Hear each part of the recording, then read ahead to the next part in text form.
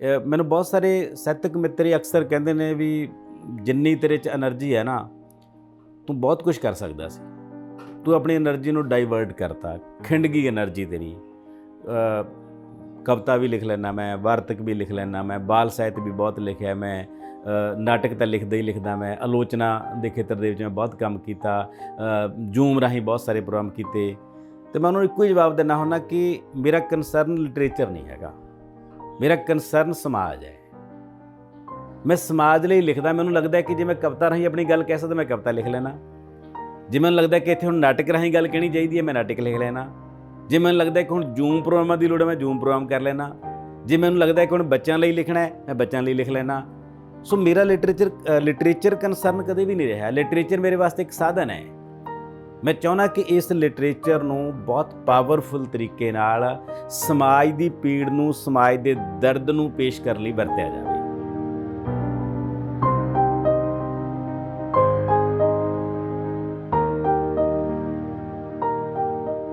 ਮਤਲਬ PhD ਦਾ ਵੀ ਆਪਣੇ ਆਪ ਦੇ ਵਿੱਚ ਬੜਾ ਬਿਖਮ ਪੈਂਡਾ ਸੀ ਅਸਲ ਦੇ ਵਿੱਚ, ਕਿਉਂਕਿ ਜਿੰਨਾ ਓਪੇਰਾ ਪੰਜਾਬ ਦੇ ਵਿੱਚ ਲਿਖਿਆ ਗਿਆ ਸਾਰਾ ਇਪਟਾ ਅਤੇ ਕਮਿਊਨਿਸਟ ਪਾਰਟੀਆਂ ਦੇ ਪ੍ਰਭਾਵ ਹੇਠ ਲਿਖਿਆ ਗਿਆ। ਉਹਨਾਂ ਦਾ ਮਕਸਦ ਕੋਈ ਨਾਟਕਕਾਰੀ ਕਰਨਾ ਨਹੀਂ ਸੀ, ਕੋਈ ਮੰਚਨ ਕਰਨਾ ਨਹੀਂ ਸੀ। ਉਹਨਾਂ ਦਾ ਤਾਂ ਆਪਣੀ ਪਾਰਟੀ ਦਾ ਪ੍ਰਚਾਰ ਕਰਨਾ ਸੀ ਉਹਨਾਂ ਦਾ ਮਕਸਦ। ਦੋ ਸਟਰੀਮ ਨੇ ਸਾਡੇ ਕੋਲੇ ਨਾਟਕ ਦੀਆਂ। ਇੱਕ ਸਟਰੀਮ ਉਹ ਹੈ ਜਿਹੜੀ ਯੂਨੀਵਰਸਿਟੀਆਂ ਦੇ ਵਿੱਚ ਪਲੀ। ਯੂਨੀਵਰਸਿਟੀਆਂ ਦੇ ਵਿੱਚ ਪ੍ਰੋਫੈਸਰ ਸੀ ਉਹ ਲੋਕ, ਈਸ਼ਵਰ ਚੰਦਰ ਨੰਦਾ ਤੋਂ ਲੈ ਕੇ ਡਾਕਟਰ ਹਰਚਰਨ ਸਿੰਘ, ਬਲਵੰਤ ਗਾਰਗੀ, ਸੁਰਜੀਤ ਸੇਠੀ, ਹੁਣ ਤੱਕ ਸਾਰੇ ਜਣੇ ਹੈਗੇ ਨੇ। ਉਹ ਲੋਕ ਯੂਨੀਵਰਸਿਟੀਆਂ ਵਾਸਤੇ, ਸਿਲੇਬਸਾਂ ਵਾਸਤੇ ਨਾਟਕ ਲਿਖਦੇ ਰਹੇ, ਨਾਟਕ ਖੇਡਦੇ ਰਹੇ। ਦੂਜੀ ਸਟਰੀਮ ਉਹ ਸੀ ਜਿਹੜੀ ਪਿੰਡਾਂ ਦੇ ਵਿੱਚ ਨਾਟਕ ਹੁੰਦੇ ਰਹੇ, ਜਿਨ੍ਹਾਂ ਦਾ ਮਕਸਦ ਕੋਈ ਨਾਟਕ ਲਿਖਣਾ ਜਾਂ ਖੇਡਣਾ ਨਹੀਂ ਸੀ, ਜਿਨ੍ਹਾਂ ਦਾ ਮਕਸਦ ਪਾਰਟੀ ਦਾ ਪ੍ਰਚਾਰ ਕਰਨਾ ਸੀ। ਪਰ ਸੈਂਕੜੇ ਹਜ਼ਾਰਾਂ ਨਾਟਕ ਲਿਖੇ ਗਏ। ਉਹਨਾਂ ਨਾਟਕਾਂ ਦੀਆਂ ਸਕ੍ਰਿਪਟਾਂ ਉਹਨਾਂ ਨੇ ਨਹੀਂ ਸਾਂਭੀਆਂ। ਨਾਟਕ ਲਿਖਿਆ, ਖੇਡਤਾ, ਅਗਲੇ ਪਿੰਡ ਦੇ ਵਿੱਚ ਚਲੇ ਗਏ। ਹੁਣ ਜਿਹੜੀ ਪਹਿਲੀ ਸਟਰੀਮ ਹੈ ਉਹ ਨਾਟਕ ਦੀ ਮੇਨ ਸਟਰੀਮ ਬਣ ਗਈ। ਉਹ 'ਤੇ PhDਆਂ ਹੋ ਗਈਆਂ, ਉਹ 'ਤੇ ਖੋਜਾਂ ਹੋ ਗਈਆਂ, ਉਹ ਸਿਲੇਬਸਾਂ 'ਚ ਲੱਗ ਗਏ, ਉਹ ਸਟੇਜਾਂ 'ਤੇ ਖੇਡੇ ਗਏ, ਪੂਰੀ ਚਰਚਾ ਹੋ ਗਈ। ਪੰਜਾਬੀ ਨਾਟਕ ਦਾ ਇਤਿਹਾਸ ਉਹਨਾਂ ਲੋਕਾਂ ਦਾ ਹੀ ਇਤਿਹਾਸ ਹੈ ਜਿਹੜੇ ਮੇਨ ਸਟਰੀਮ ਦੇ ਵਿੱਚ ਆ ਗਏ। ਜਿਹੜੇ ਹਜ਼ਾਰਾਂ ਨਾਟਕ ਲਿਖੇ ਗਏ, ਖੇਡੇ ਗਏ, ਉਹਨਾਂ ਤੱਕ ਇਹ ਪਹਿਲੀ ਸਟਰੀਮ ਵਾਲੇ ਲੋਕਾਂ ਨੇ ਅਪਰੋਚ ਹੀ ਨਹੀਂ ਕੀਤੀ ਹੈਗੀ, ਉਹ ਤੱਕ ਪਹੁੰਚ ਹੀ ਨਹੀਂ ਸਕੇ ਹੈਗੇ। ਅਤੇ ਸਿੱਟਾ ਕੀ ਨਿਕਲਿਆ ਕਿ ਮੇਰੇ PhD ਕਰਨ ਵੇਲੇ ਤੱਕ ਉਹਨਾਂ 'ਚੋਂ ਬਹੁਤ ਸਾਰੇ ਬੰਦੇ ਇਸ ਦੁਨੀਆ ਤੋਂ ਜਾ ਚੁੱਕੇ ਸੀ ਅਤੇ ਬਹੁਤ ਸਾਰੀਆਂ ਨਾਟਕਾਂ ਦੀਆਂ ਸਕ੍ਰਿਪਟਾਂ ਮਰ ਚੁੱਕੀਆਂ ਸੀ ਉਹਨਾਂ ਦੇ ਨਾਲ ਹੀ, ਦਫਨ ਹੋ ਗਈਆਂ ਸੀ ਉਹਨਾਂ ਦੇ ਨਾਲ ਹੀ। ਮੇਰੀ ਯਾਦ ਹੈ ਮੈਂ ਜਿਨ੍ਹਾਂ ਬੰਦਿਆਂ ਨੂੰ ਜਿਉਂਦੇ ਸੀ ਜਿਹੜੇ ਉਦੋਂ ਮਿਲ ਸਕਿਆ ਲਾਸਟ ਸਟੇਜ 'ਤੇ, ਜਗਦੀਸ਼ ਫਰਿਆਦੀ ਬਲਾਈਂਡ ਹੋ ਚੁੱਕੇ ਸੀ, ਅੱਖਾਂ ਤੋਂ ਉਹਨਾਂ ਨੂੰ ਦਿਖਦਾ ਨਹੀਂ ਸੀ। ਮੈਂ ਉਹਨਾਂ ਕੋਲ ਗਿਆ ਵੀ ਸਰ ਮੈਨੂੰ ਤੁਹਾਡੇ ਨਾਟਕ ਚਾਹੀਦੇ ਨੇ, ਓਪੇਰੇ ਚਾਹੀਦੇ ਨੇ। ਉਹ ਕਹਿੰਦਾ ਸਰ ਮੈਂ ਤਾਂ ਬੱਚੇ ਲਿਖ ਨਹੀਂ ਸਕਦਾ ਹੈਗਾ, ਨਾ ਮੈਂ ਬੋਲ ਸਕਦਾ, ਨਾ ਮੈਂ ਲਿਖ ਸਕਦਾ ਪ੍ਰੋਪਰ ਤਰੀਕੇ ਨਾਲ। ਮੇਰੀ ਯਾਦ ਮੈਨੂੰ ਕੋਈ ਗੱਲ ਨਹੀਂ, ਜਿੰਨਾ ਤੁਸੀਂ ਮਰਜ਼ੀ ਯਾਦ ਕਰੋ। ਮੇਰੇ ਕੋਲ ਸੋਨੀ ਦੀ ਟੇਪ ਰਿਕਾਰਡ ਹੁੰਦੀ ਸੀ, ਮੈਂ 7 ਦਿਨ ਉਹਦੇ ਕੋਲ ਘਰ ਰਿਹਾ। ਉਹ ਗਾਈ ਗਿਆ, ਮੈਂ ਰਿਕਾਰਡ ਕਰੀ ਗਿਆ। ਉਦੋਂ ਬਾਅਦ ਉਹਦੀਆਂ ਸਕ੍ਰਿਪਟਾਂ ਤਿਆਰ ਕੀਤੀਆਂ, ਉਹਦੀ ਕਿਤਾਬ ਛਪੀ ਹੈ ਜਗਦੀਸ਼ ਫਰਿਆਦੀ ਦੇ ਓਪੇਰੇ। ਇਸ ਤਰ੍ਹਾਂ ਹੀ ਸ਼ੀਲਾ ਭਾਟੀਆ ਜਿਹੜੀ ਓਪੇਰੇ ਦੀ ਮਾਂ ਹੈ ਦਿੱਲੀ, ਉਹਦੇ ਕੋਲੇ ਮੈਂ ਡਾਕਟਰ ਸਤੀਸ਼ ਕੁਮਾਰ ਵਰਮਾ ਨਾਲ ਗਿਆ। 1952 'ਚ ਪੰਜਾਬੀ ਦਾ ਪਹਿਲਾ ਓਪੇਰਾ ਲਿਖਿਆ ਗਿਆ ਸੀ, ਕਾਲ ਆਫ ਦਾ ਵੈਲੀ, ਵਾਦੀ ਦੀ ਗੂੰਜ। 1952 ਤੋਂ ਲੈ ਕੇ 2000 ਤੱਕ ਉਹ ਓਪੇਰੇ ਸਾਰੇ ਜਿੰਨੇ ਲਿਖੇ ਸ਼ੀਲਾ ਭਾਟੀਆ ਨੇ ਉਹ ਸਾਰੇ ਟਰੰਕਾਂ ਦੇ ਵਿੱਚ ਬੰਦ ਪਏ ਸੀ। ਅਤੇ 1952 ਦਾ ਕਾਗਜ਼ ਐਂ ਬਿਸਕੁਟ ਵਾਂਗੂ ਭੁਰਦਾ ਸੀ ਹੱਥ ਨਾਲ। ਉਹ ਲੇਡੀ ਇਹੋ ਜਿਹੀ ਸੀ, ਉਹ ਦਿੰਦੀ ਨਹੀਂ ਸੀ ਕਿਸੇ ਨੂੰ ਨਾਟਕ। ਉਹਨੂੰ ਲੱਗਦਾ ਸੀ ਕੋਈ ਕਮਰਸ਼ੀਅਲ ਯੂਜ਼ ਕਰੂਗਾ ਮੇਰੇ ਨਾਟਕਾਂ ਦਾ, ਕਿਉਂਕਿ ਉਹ ਨਾਟਕ ਬਹੁਤ ਕਮਾਲ ਦੇ ਸੀ। ਓਪੇਰੇ ਸੀ ਸਾਰੇ ਗਾਇਨ ਰੂਪ ਦੇ ਵਿੱਚ ਸੀ। ਹਾਲਾਂਕਿ ਉਹ NSD ਦੇ ਵਿੱਚ ਐਕਟਿੰਗ ਡਿਪਾਰਟਮੈਂਟ ਦੀ ਹੈੱਡ ਸੀ ਲੇਡੀ ਉਹ, ਪਰ ਫਿਰ ਵੀ ਉਹਨੇ ਆਪਣੇ ਓਪੇਰੇ ਛਪਾਏ ਨਹੀਂ ਹੈਗੇ। ਉਹਦੇ ਟਰੰਕਾਂ 'ਚੋਂ ਅਸੀਂ ਲਗਭਗ 7-8 ਓਪੇਰੇ ਕਢਾ ਕੇ ਲਿਆਂਦੇ। ਉਹ ਫਿਰ ਡਾਕਟਰ ਸਤੀਸ਼ ਕੁਮਾਰ ਵਰਮਾ ਨੇ ਕਿਤਾਬ ਐਡਿਟ ਕੀਤੀ, ਸ਼ੀਲਾ ਭਾਟੀਆ ਦੇ ਓਪੇਰੇ। ਜੋਗਿੰਦਰ ਬਾਹਰਲਾ ਕੋਲੇ ਗਿਆ ਮੈਂ ਤੇਰਾ ਸਿੰਘ ਚੰਨ ਕੋਲੇ ਗਿਆ। ਉਸ ਤੋਂ ਬਾਅਦ ਮੱਲ ਸਿੰਘ ਰਾਮਪੁਰੀ ਕੋਲੇ ਗਿਆ। ਪੰਜਾਬ ਦੇ ਵਿੱਚ ਘੱਟੋ ਘੱਟ ਮੈਂ 60-70 ਬੰਦਿਆਂ ਕੋਲੇ ਗਿਆ ਅਤੇ 150-200 ਦੇ ਕਰੀਬ ਸਕ੍ਰਿਪਟਾਂ ਮੈਂ ਨਵੀਆਂ ਲੱਭੀਆਂ ਪਹਿਲੀ ਵਾਰ। ਅਤੇ ਉਹਨਾਂ 'ਚੋਂ ਕੁਛ ਪ੍ਰਿੰਟ ਹੋ ਗਈਆਂ ਅਤੇ ਕੁਝ ਮਤਲਬ ਆਉਣ ਵਾਲੇ ਸਮੇਂ 'ਚ ਪ੍ਰਿੰਟ ਹੋਣਗੀਆਂ। ਜਾਣੀ ਕਿ ਪਹਿਲੀ ਵਾਰ ਮੇਰੀ PhD ਰਾਹੀਂ ਘੱਟੋ ਘੱਟ 150 ਓਪੇਰਾ ਮੇਨ ਸਟਰੀਮ ਹੋਇਆ, ਜਿਨ੍ਹਾਂ 'ਤੇ ਹੁਣ ਉਸ ਤੋਂ ਬਾਅਦ ਕੁਝ MPhilਆਂ ਅਤੇ ਕੁਝ PhDਆਂ ਹੋਰ ਚੱਲ ਰਹੀਆਂ ਨੇ ਅਤੇ ਮੈਂ ਵੀ ਲਗਾਤਾਰ ਉਸ 'ਤੇ ਕੰਮ ਕਰ ਰਿਹਾ। ਸੋ ਮੇਰੀ PhD ਸਾਰਾ ਫੀਲਡ ਵਰਕ ਸੀ ਅਤੇ ਉਹਨਾਂ ਲੋਕਾਂ ਕੋਲ ਜਾ ਕੇ ਉਹਨਾਂ ਨਾਲ ਇੰਟਰਵਿਊਆਂ ਕਰਕੇ ਉਹਨਾਂ ਦੇ ਟਰੰਕਾਂ ਦੇ ਵਿੱਚੋਂ, ਉਹਨਾਂ ਦੇ ਘਰਾਂ ਦੇ ਵਿੱਚੋਂ, ਉਹਨਾਂ ਦੇ ਜ਼ਿਹਨ ਦੇ ਵਿੱਚੋਂ ਚੀਜ਼ਾਂ ਮੈਂ ਕਢਵਾਈਆਂ ਅਤੇ ਤਾਂ ਕਿਤੇ ਜਾ ਕੇ ਮਤਲਬ ਉਹ ਸਾਰਾ ਕੁਝ ਇੱਕ ਇਤਿਹਾਸ ਦਾ ਹਿੱਸਾ ਬਣਿਆ। ਮੈਨੂੰ ਘੱਟੋ ਘੱਟ ਸਕੂਨ ਹੈ ਕਿ ਮੇਰੇ ਰਾਹੀਂ ਬਹੁਤ ਕੁਝ ਪੰਜਾਬੀ ਨਾਟਕ ਦੇ ਇਤਿਹਾਸ ਦਾ ਹਿੱਸਾ ਬਣ ਸਕਿਆ। ਸੋ ਉੱਥੋਂ ਮਤਲਬ ਮੈਂ ਨਾਟਕ ਨਾਲ ਅਤੇ ਨਾਟਕ ਦੀ ਖੋਜ ਨਾਲ ਜੁੜਿਆ ਅਤੇ ਮੈਂ ਨਾਟਕਕਾਰੀ ਦੇ ਵਿੱਚ ਲਗਾਤਾਰ ਆਪਣਾ ਸਫ਼ਰ ਕੀਤਾ।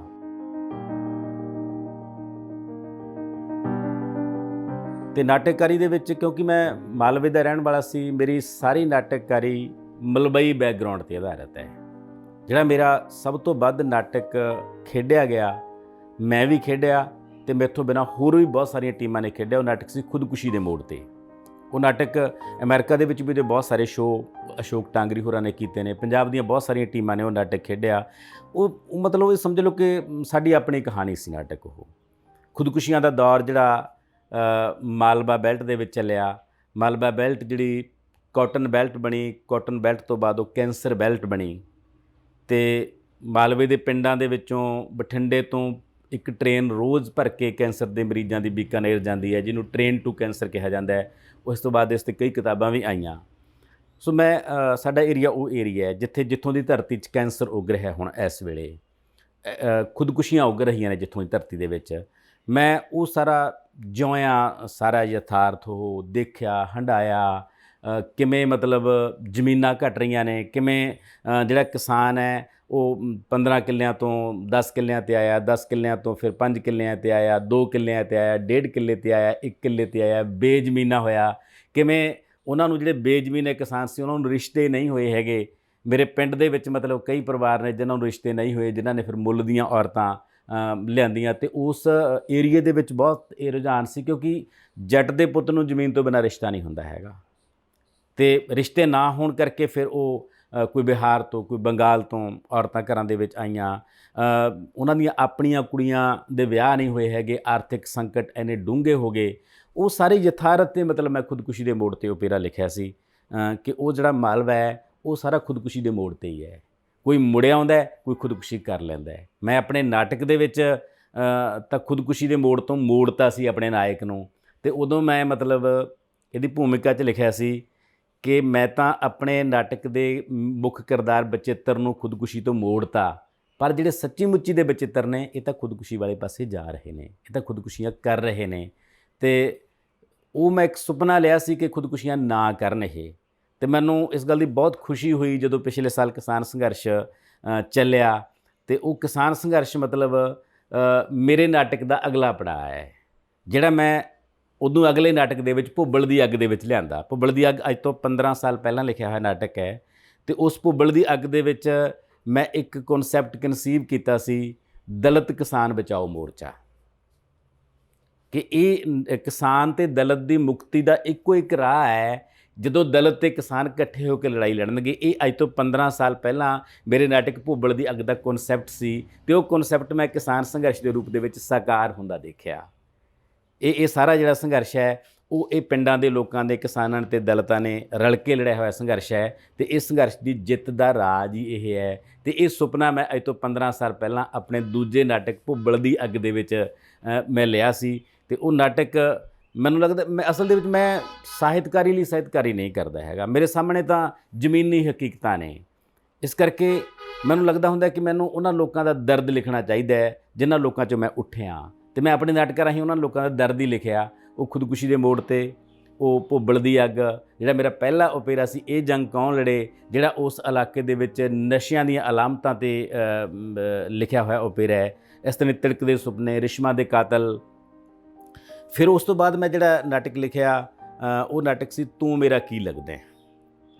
ਇਹ ਨਾਟਕ ਜਿਹੜਾ ਹੈਗਾ ਬਜ਼ੁਰਗਾਂ ਦੇ ਨਾਲ ਸਾਡੇ ਪਿੰਡਾਂ ਦੇ ਵਿੱਚ ਜਾਂ ਪਿੰਡਾਂ ਤੋਂ ਛੋਟੇ ਕਸਬਿਆਂ ਦੇ ਵਿੱਚ, ਕਸਬਿਆਂ ਤੋਂ ਨਗਰਾਂ ਮਹਾਨਗਰਾਂ ਤੱਕ ਬਜ਼ੁਰਗ ਕਿਵੇਂ ਹਾਸ਼ੀਏ 'ਤੇ ਜਾ ਰਹੇ ਨੇ ਸਾਡੀ ਸੁਸਾਇਟੀ ਦੇ ਵਿੱਚ, ਬਜ਼ੁਰਗਾਂ ਦੀ ਸਪੇਸ ਕਿਵੇਂ ਖਤਮ ਹੋ ਰਹੀ ਹੈ ਸਾਡੀ ਸੁਸਾਇਟੀ ਦੇ ਵਿੱਚ। ਇਹਦੇ ਮੈਂ ਨਾਟਕ ਲਿਖਿਆ ਸੀ ਤੂੰ ਮੇਰਾ ਕੀ ਲੱਗਦਾ ਹੈ। ਅਤੇ ਇਹ ਮਤਲਬ 4 ਨਾਟਕ ਸੀ ਜਿਹੜੇ ਮੇਰੇ ਪਹਿਲੇ ਦੌਰ ਦੇ ਨਾਟਕ ਸੀ। ਉਸ ਤੋਂ ਬਾਅਦ ਛੱਲਾ, ਜਦੋਂ ਜੱਲਾ ਸਵਾਰੀਆਂ ਨੂੰ ਦਰਿਆ 'ਚੋਂ ਪਾਰ ਕਰਦਾ ਸੀ ਤਾਂ ਇੱਕ ਦਿਨ ਬਹੁਤ ਤੂਫਾਨ ਆਇਆ, ਅਤੇ ਉਸ ਤੂਫਾਨ ਦੇ ਵਿੱਚ ਕਿਸ਼ਤੀ ਚਲਾਉਣ ਤੋਂ ਜਵਾਬ ਦਿੱਤਾ ਜੱਲੇ ਨੇ। ਤਾਂ ਸਵਾਰੀਆਂ ਨੇ ਜਦੋਂ ਦਬਾਅ ਪਾਇਆ ਤਾਂ ਜੱਲੇ ਦਾ ਪੁੱਤ ਛੱਲਾ ਕਹਿੰਦਾ ਵੀ ਮੈਂ ਮਤਲਬ ਕਿਸ਼ਤੀ ਲੈ ਕੇ ਜਾਣਾ ਬਾਪੂ, ਵੀ ਤੂੰ ਕੋਈ ਗੱਲ ਨਹੀਂ ਹੈਗੀ। ਤੇ ਉਹ ਇਹੋ ਜਿਹਾ ਕਿਸ਼ਤੀ ਲੈ ਕੇ ਗਿਆ, ਨਾ ਸਵਾਰੀਆਂ ਵਾਪਸ ਆਈਆਂ ਤੇ ਨਾ ਛੱਲਾ ਵਾਪਸ ਆਇਆ। ਉਹ ਸਾਡੇ ਗੀਤਾਂ 'ਚ ਅਜੇ ਵੀ ਹੈ, ਛੱਲਾ ਮੁੜ ਕੇ ਨਹੀਂ ਆਇਆ, ਰੋਣਾ ਉਮਰਾਂ ਦਾ ਪਾਇਆ। ਉਹ ਇੱਕ ਮੈਟਾਫਰ ਦੇ ਤੌਰ ਤੇ ਮੈਂ ਯੂਜ਼ ਕੀਤਾ ਕਿ ਪੰਜਾਬ ਦੇ ਹਜ਼ਾਰਾਂ ਹਜ਼ਾਰਾਂ ਨੌਜਵਾਨ ਛੱਲੇ ਨੇ। ਕੱਲਾ ਜੱਲੇ ਦਾ ਪੁੱਤ ਛੱਲਾ ਨਹੀਂ ਹੈਗਾ। ਜਿਹੜੇ 47 ਦੇ ਵਿੱਚ ਗਵਾਚ ਗਏ ਉਹ ਵੀ ਛੱਲੇ ਹੀ ਨੇ। ਜਿਹੜੇ ਮਾਲਟਾ ਕਾਂਡ 'ਚ ਮਾਰੇ ਗਏ ਉਹ ਵੀ ਛੱਲੇ ਹੀ ਨੇ। ਜਿਹੜੇ ਇਰਾਕ ਦੇ ਵਿੱਚ 40 ਨੌਜਵਾਨ ਮਾਰੇ ਗਏ ਉਹ ਵੀ ਛੱਲੇ ਹੀ ਨੇ। ਤੇ ਜਿਹੜੇ ਰੁਜ਼ਗਾਰ ਦੀ ਤਲਾਸ਼ ਦੇ ਵਿੱਚ ਖੁਦਕੁਸ਼ੀਆਂ ਕਰ ਜਾਂਦੇ ਨੇ, ਡਿਪਰੈਸ਼ਨ 'ਚ ਆ ਜਾਂਦੇ ਨੇ, ਉਹ ਵੀ ਸਾਰੇ ਛੱਲੇ ਹੀ ਨੇ। ਤੇ ਜਿਨ੍ਹਾਂ ਨੂੰ ਮਾਂ-ਬਾਪ ਦੀਆਂ ਇੱਛਾਵਾਂ, ਸੁਸਾਇਟੀ ਦੀਆਂ ਇੱਛਾਵਾਂ ਕਿ ਬੱਚਾ ਜੋ ਕੁਛ ਬਣਨਾ ਚਾਹੁੰਦਾ ਅਸੀਂ ਉਹਨੂੰ ਉਹ ਨਹੀਂ ਬਣਾਉਂਦੇ ਹੈਗੇ। ਸਾਡੇ ਸੁਪਨੇ ਅਸੀਂ ਬੱਚਿਆਂ 'ਤੇ ਥੋਪਦੇ ਹਾਂ ਕਿ ਤੂੰ ਡਾਕਟਰ ਬਣਨਾ, ਤੂੰ ਇੰਜੀਨੀਅਰ ਬਣਨਾ ਹੈ। ਉਸ ਨਾਟਕ ਦਾ ਇੱਕ ਕਿਰਦਾਰ ਹੈ, ਪਾਗਲ ਹੈ ਕਿਰਦਾਰ, ਉਹਦਾ ਨਾਂ ਰੱਖਿਆ ਸੀ ਮੈਂ ਲੈਪੀ ਬਾਬਾ। ਉਹਦੇ ਗਲ ਦੇ ਵਿੱਚ ਇੱਕ ਲੈਪਟਾਪ ਪਾਇਆ ਹੁੰਦਾ, ਇੱਕ ਮੋਢੇ 'ਤੇ ਤੂੰਬਾ ਲਟਕਾਇਆ ਹੁੰਦਾ ਅਤੇ ਉਹਨੂੰ ਇੱਕ ਬੱਚਾ ਪੁੱਛਦਾ ਹੈ ਇੱਕ ਬਜ਼ੁਰਗ ਨੂੰ ਕਿ ਬਾਬਾ ਇਹ ਕੌਣ ਹੈ, ਇਹਨੇ ਆਹ ਕਾਹਤੋਂ ਪਾਇਆ ਹੋਇਆ ਗਲ ਦੇ ਵਿੱਚ। ਉਹ ਕਹਿੰਦਾ ਪੁੱਤ ਇਹ ਉਹਦੇ ਤੂੰਬੇ ਵੱਲ ਇਸ਼ਾਰਾ ਕਰਕੇ ਵੀ ਇਹ ਬਣਨਾ ਚਾਹੁੰਦਾ ਸੀ, ਇਹ ਸਿੰਗਰ ਬਣਨਾ ਚਾਹੁੰਦਾ ਸੀ, ਪਰ ਘਰ ਦੇ ਨੂੰ ਆਹ ਬਣਾਉਣਾ ਚਾਹੁੰਦੇ ਸੀ, ਲੈਪਟਾਪ ਵਾਲਾ ਇੰਜੀਨੀਅਰ ਬਣਾਉਣਾ ਚਾਹੁੰਦੇ ਸੀ। ਫਿਰ ਕਹਿੰਦਾ ਇਹ ਨਾ ਉਹ ਬਣ ਸਕਿਆ ਅਤੇ ਨਾ ਇਹ ਬਣ ਸਕਿਆ, ਆਹ ਬਣ ਗਿਆ। ਅਤੇ ਅੱਜ ਕੱਲ੍ਹ ਮੈਂ ਜਿਹੜਾ ਇੱਕ ਨਵਾਂ ਨਾਟਕ ਹੁਣ ਲਿਖਿਆ, ਲੇਟੈਸਟ ਹੁਣੇ, ਜਿਹੜਾ ਛਪਿਆ ਨਹੀਂ ਹੈਗਾ, ਅਸੀਂ ਹੁਣੇ ਇਸ ਵਾਰੀ 27 ਮਾਰਚ ਨੂੰ ਮਾਨਸਾ ਮੇਲੇ 'ਚ ਕੀਤਾ। ਉਹਦਾ ਨਾਂ ਹੈ ਸੁਸਾਈਡ ਨੋਟ। ਉਹ ਵੀ ਨੌਜਵਾਨਾਂ ਦੇ ਮਸਲਿਆਂ 'ਤੇ ਹੈ ਕਿ ਸਾਡੇ ਨੌਜਵਾਨ ਨੂੰ ਸਾਡਾ ਸਮਾਜ ਕਿਵੇਂ ਸਮਝ ਨਹੀਂ ਸਕਿਆ ਹੈਗਾ। ਸਾਡੇ ਨੌਜਵਾਨ ਕਿਉਂ ਡਿਪਰੈਸ਼ਨ ਵੱਲ ਜਾ ਰਹੇ ਨੇ, ਕਿਉਂ ਖੁਦਕੁਸ਼ੀਆਂ ਵੱਲ ਜਾ ਰਹੇ ਨੇ। ਅਸੀਂ ਬਚਪਨ ਤੋਂ ਬਾਅਦ ਅਡੋਲਸੈਂਸ ਪੀਰੀਅਡ ਦੇ ਮਸਲਿਆਂ ਨੂੰ ਕਿਉਂ ਐਡਰੈਸ ਨਹੀਂ ਹੋ ਸਕੇ। ਅਡੋਲਸੈਂਸ ਤੋਂ ਬਾਅਦ ਜਦੋਂ ਯੂਥ ਦੇ ਮਸਲੇ ਆਉਂਦੇ ਨੇ ਉਦੋਂ ਅਸੀਂ ਕਾਹਤੋਂ ਨਹੀਂ ਐਡਰੈਸ ਕਰ ਸਕੇ। ਅਸੀਂ ਇਹ ਤਾਂ ਦਾਅਵਾ ਕਰਦੇ ਹਾਂ ਕਿ ਹਿੰਦੁਸਤਾਨ ਕੋਲੇ ਸਭ ਤੋਂ ਵੱਧ ਨੌਜਵਾਨ ਨੇ, ਪਰ ਉਹਨਾਂ ਨੌਜਵਾਨਾਂ ਦੇ ਹਾਣ ਦੇ ਸੁਪਨੇ ਸਾਡੇ ਕੋਲੇ ਨਹੀਂ ਹੈਗੇ। ਉਹਨਾਂ ਨੌਜਵਾਨਾਂ ਨੂੰ ਦੇਣ ਲਈ ਸਪੇਸ ਸਾਡੇ ਕੋਲੇ ਨਹੀਂ ਹੈਗੀ। ਇਸ ਕਰਕੇ ਸਾਡੇ ਬੱਚੇ ਸੁਸਾਈਡ ਵੱਲ ਵੱਧ ਰਹੇ ਨੇ, ਡਿਪਰੈਸ਼ਨ ਵੱਲ ਵੱਧ ਰਹੇ ਨੇ, ਕ੍ਰਾਈਮ ਵੱਲ ਵੱਧ ਰਹੇ ਨੇ, ਨਸ਼ਿਆਂ ਵੱਲ ਵੱਧ ਰਹੇ ਨੇ। ਇਹ ਜਿਹੜਾ ਮੇਰਾ ਨਾਟਕ ਹੈ ਉਹ ਅਧਿਆਪਕਾਂ, ਪ੍ਰੋਫੈਸਰਾਂ, ਮਾਪਿਆਂ ਅਤੇ ਵਿਦਿਆਰਥੀਆਂ ਦੇ ਮਸਲਿਆਂ ਨਾਲ ਜੁੜਿਆ ਹੈ ਨਾਟਕ ਹੈ ਸੁਸਾਈਡ ਨੋਟ, ਜਿਹਦਾ ਅਸੀਂ ਪਹਿਲਾ ਸ਼ੋਅ ਕੀਤਾ ਅਤੇ ਇਸ ਤੋਂ ਬਾਅਦ ਸ਼ੋਅ ਕਰਨਾ ਹੈ। ਔਰਤ ਦੇ ਮਸਲਿਆਂ 'ਤੇ ਮੈਂ ਕਈ ਨਾਟਕ ਲਿਖੇ। ਇਸ ਤੋਂ ਬਾਅਦ ਗੁਸਤਾਖ ਔਰਤਾਂ ਮੇਰਾ ਇੱਕ ਨਾਟਕ ਹੈ ਕਿ ਅੱਜ ਦੇ ਦੌਰ ਦੇ ਵਿੱਚ ਔਰਤਾਂ ਆਪਣੀ ਸਪੇਸ ਕਿਵੇਂ ਲੱਭ ਰਹੀਆਂ ਨੇ। ਫੈਮਿਨਿਜ਼ਮ ਦੇ ਦੌਰ ਦੇ ਵਿੱਚ ਔਰਤਾਂ ਦੇ ਸਾਹਮਣੇ ਕਿਹੜੀਆਂ ਚੁਣੌਤੀਆਂ ਨੇ, ਇਸ ਇਸ਼ੂ 'ਤੇ ਮੇਰਾ ਨਾਟਕ ਹੈ ਗੁਸਤਾਖ ਔਰਤਾਂ। ਖੁਸਰਿਆਂ ਦੀ ਜ਼ਿੰਦਗੀ 'ਤੇ ਮੇਰਾ ਨਾਟਕ ਹੈ ਪੰਜਵਾਂ ਚਿਰਾਗ। ਸੋ ਜਦੋਂ ਇਹ ਦੂਜੇ ਫੇਜ਼ ਦੀ ਮੇਰੀ ਨਾਟਕਕਾਰੀ ਹੈ, ਜਦੋਂ ਮੈਂ ਪਿੰਡੋਂ ਸ਼ਿਫਟ ਹੋ ਕੇ ਇੱਧਰ ਆਉਣਾ ਤਾਂ ਇੱਥੇ ਇਹ ਮੇਰੀ ਨਾਟਕਕਾਰੀ ਦਾ ਵੀ ਦੂਜਾ ਫੇਜ਼ ਹੈ। ਮੇਰੀ ਪਹਿਲੇ ਦੌਰ ਦੀ ਨਾਟਕਕਾਰੀ ਸਾਰੀ ਮਾਲਵੇ ਦੇ ਪਿੰਡਾਂ ਦੇ ਮਸਲਿਆਂ ਨਾਲ ਜੁੜੀ ਹੋਈ ਸੀ। ਜਿਹੜੀ ਮੇਰੀ ਹੁਣ ਦੇ ਦੌਰ ਦੀ ਨਾਟਕਕਾਰੀ ਹੈ ਸਾਰੀ ਉਹ ਮਾਡਰਨ ਦੌਰ ਦੇ ਮਸਲਿਆਂ ਨਾਲ ਜੁੜੀ ਹੋਈ ਹੈ। ਚਾਹੇ ਉਹ 'ਚ ਨੌਜਵਾਨ ਨੇ, ਚਾਹੇ ਉਹ ਔਰਤਾਂ ਨੇ, ਚਾਹੇ ਉਹ ਟਰਾਂਸਜੈਂਡਰ ਨੇ, ਚਾਹੇ ਉਹ ਖੁਸਰੇ ਨੇ, LGBT ਹੈ। ਇਹਨਾਂ ਸਾਰੇ ਮਸਲਿਆਂ ਨੂੰ ਮੈਂ ਅੱਜ ਦੇ ਦੌਰ ਦੇ ਵਿੱਚ ਆਪਣੇ ਨਾਟਕਾਂ ਦੇ ਵਿੱਚ ਲਿਆ ਰਿਹਾ। ਕਰੋਨਾ ਦੇ ਵਿੱਚ ਅਤੇ ਕਿਸਾਨੀ ਦਾ ਮੈਂ ਖਾਸ ਤੌਰ 'ਤੇ ਜ਼ਿਕਰ ਕਰਨਾ ਚਾਹੂੰਗਾ। ਮੇਰੀ ਲਾਈਫ ਦੇ ਵਿੱਚ ਇਹ ਦੋ ਘਟਨਾਵਾਂ ਵੱਡਾ ਈਵੈਂਟ ਨੇ। ਮੈਂ ਸਫ਼ਰ ਬਹੁਤ ਕਰਦਾ, ਮਤਲਬ ਜਿਵੇਂ ਮਾਲਵੇ 'ਚ ਕਿਹਾ ਜਾਂਦਾ ਨਾ ਕਿ ਪੈਰ 'ਚ ਭੌਰੀ ਹੈ, ਮੇਰੇ ਪੈਰ 'ਚ ਭੌਰੀ ਹੈ। ਮੈਂ ਵੈਸਪਾ ਮੋਟਰਸਾਈਕਲ 'ਤੇ ਬਹੁਤ ਸਫ਼ਰ ਕੀਤਾ, ਹਜ਼ਾਰਾਂ ਕਿਲੋਮੀਟਰ ਸਫ਼ਰ ਕੀਤਾ। ਉਸ ਤੋਂ ਬਾਅਦ ਮੋਟਰਸਾਈਕਲ ਮੈਂ ਬਦਲਿਆ, ਉਹ 'ਤੇ ਬਹੁਤ ਸਫ਼ਰ ਕੀਤਾ। ਫਿਰ ਗੱਡੀਆਂ ਬਦਲੀਆਂ। ਲਗਭਗ 1 ਸਾਲ ਦੇ ਵਿੱਚ 50 ਤੋਂ 60 ਹਜ਼ਾਰ ਕਿਲੋਮੀਟਰ ਮੇਰੀ ਗੱਡੀ ਸਫ਼ਰ ਕਰਦੀ ਹੈ। ਅਤੇ ਕਦੇ ਅੰਮ੍ਰਿਤਸਰ, ਕਦੇ ਦਿੱਲੀ, ਇਸ ਤਰ੍ਹਾਂ ਸਮਾਗਮਾਂ ਦੇ ਵਿੱਚ ਲਿਟਰੇਰੀ ਤੌਰ 'ਤੇ ਮੇਰੀਆਂ ਸਰਗਰਮੀਆਂ ਜਾਂ ਸੋਸ਼ਲ ਤੌਰ 'ਤੇ ਬਹੁਤ ਨੇ। ਜਦੋਂ ਕਰੋਨਾ ਲੋਕਡਾਊਨ ਲੱਗਿਆ ਤਾਂ ਮੈਨੂੰ ਮੇਰੇ ਦੋਸਤਾਂ ਨੇ ਇੱਕ ਸਵਾਲ ਕੀਤਾ ਵੀ ਸਰ ਤੁਹਾਡਾ ਟਾਈਮ ਕਿਵੇਂ ਪਾਸ ਹੋਊਗਾ ਹੁਣ, ਤੁਸੀਂ ਤਾਂ ਕਦੇ ਰੁਕਦੇ ਹੀ ਨਹੀਂ ਹੈਗੇ, ਤੁਸੀਂ ਰੋਜ਼ ਸਫ਼ਰ 'ਤੇ ਹੀ ਰਹਿੰਦੇ ਹੋ। ਅਤੇ ਮੇਰੇ ਬਾਰੇ ਮਸ਼ਹੂਰ ਸੀ ਕਿ ਵੀ ਸਰ ਨੂੰ ਜੇ ਬੰਦਾ ਫਸ ਜੇ ਬੰਦੇ ਨੂੰ ਘਸਾਉਂਦੇ ਨੇ, ਜੇ ਪੈਨ ਫਸ ਜੇ ਪੈਨ ਨੂੰ ਘਸਾਉਂਦੇ ਨੇ, ਅਤੇ ਜੇ ਕਾਗਜ਼ ਫਸ ਜੇ ਕਾਗਜ਼ ਨੂੰ ਘਸਾਉਂਦੇ ਨੇ, ਵੀ ਛੱਡਦੇ ਨਹੀਂ ਹੈਗੇ ਇਸ ਚੀਜ਼ ਨੂੰ ਇਹ। ਅਤੇ ਮੇਰੇ ਵਾਸਤੇ ਵੱਡਾ ਸਵਾਲ ਸੀ ਇਹ। ਪਰ ਮੈਂ ਮਤਲਬ ਉਹਨਾਂ 2 ਸਾਲਾਂ ਦੇ ਵਿੱਚ ਆਪਣੇ ਅੰਦਰ ਵੱਲ ਮੁੜਿਆ।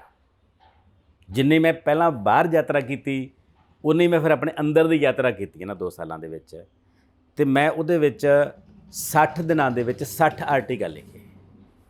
2500 ਸ਼ਬਦਾਂ ਦਾ ਆਰਟੀਕਲ ਰੋਜ਼ ਲਿਖਦਾ ਸੀ ਮੈਂ ਇੱਕ ਸੋਸ਼ਲ ਮੀਡੀਆ 'ਤੇ। ਅਤੇ ਉਹ ਆਰਟੀਕਲ ਬਹੁਤ ਜ਼ਿਆਦਾ ਪੜ੍ਹੇ ਗਏ ਉਸ ਦੌਰ ਦੇ ਵਿੱਚ।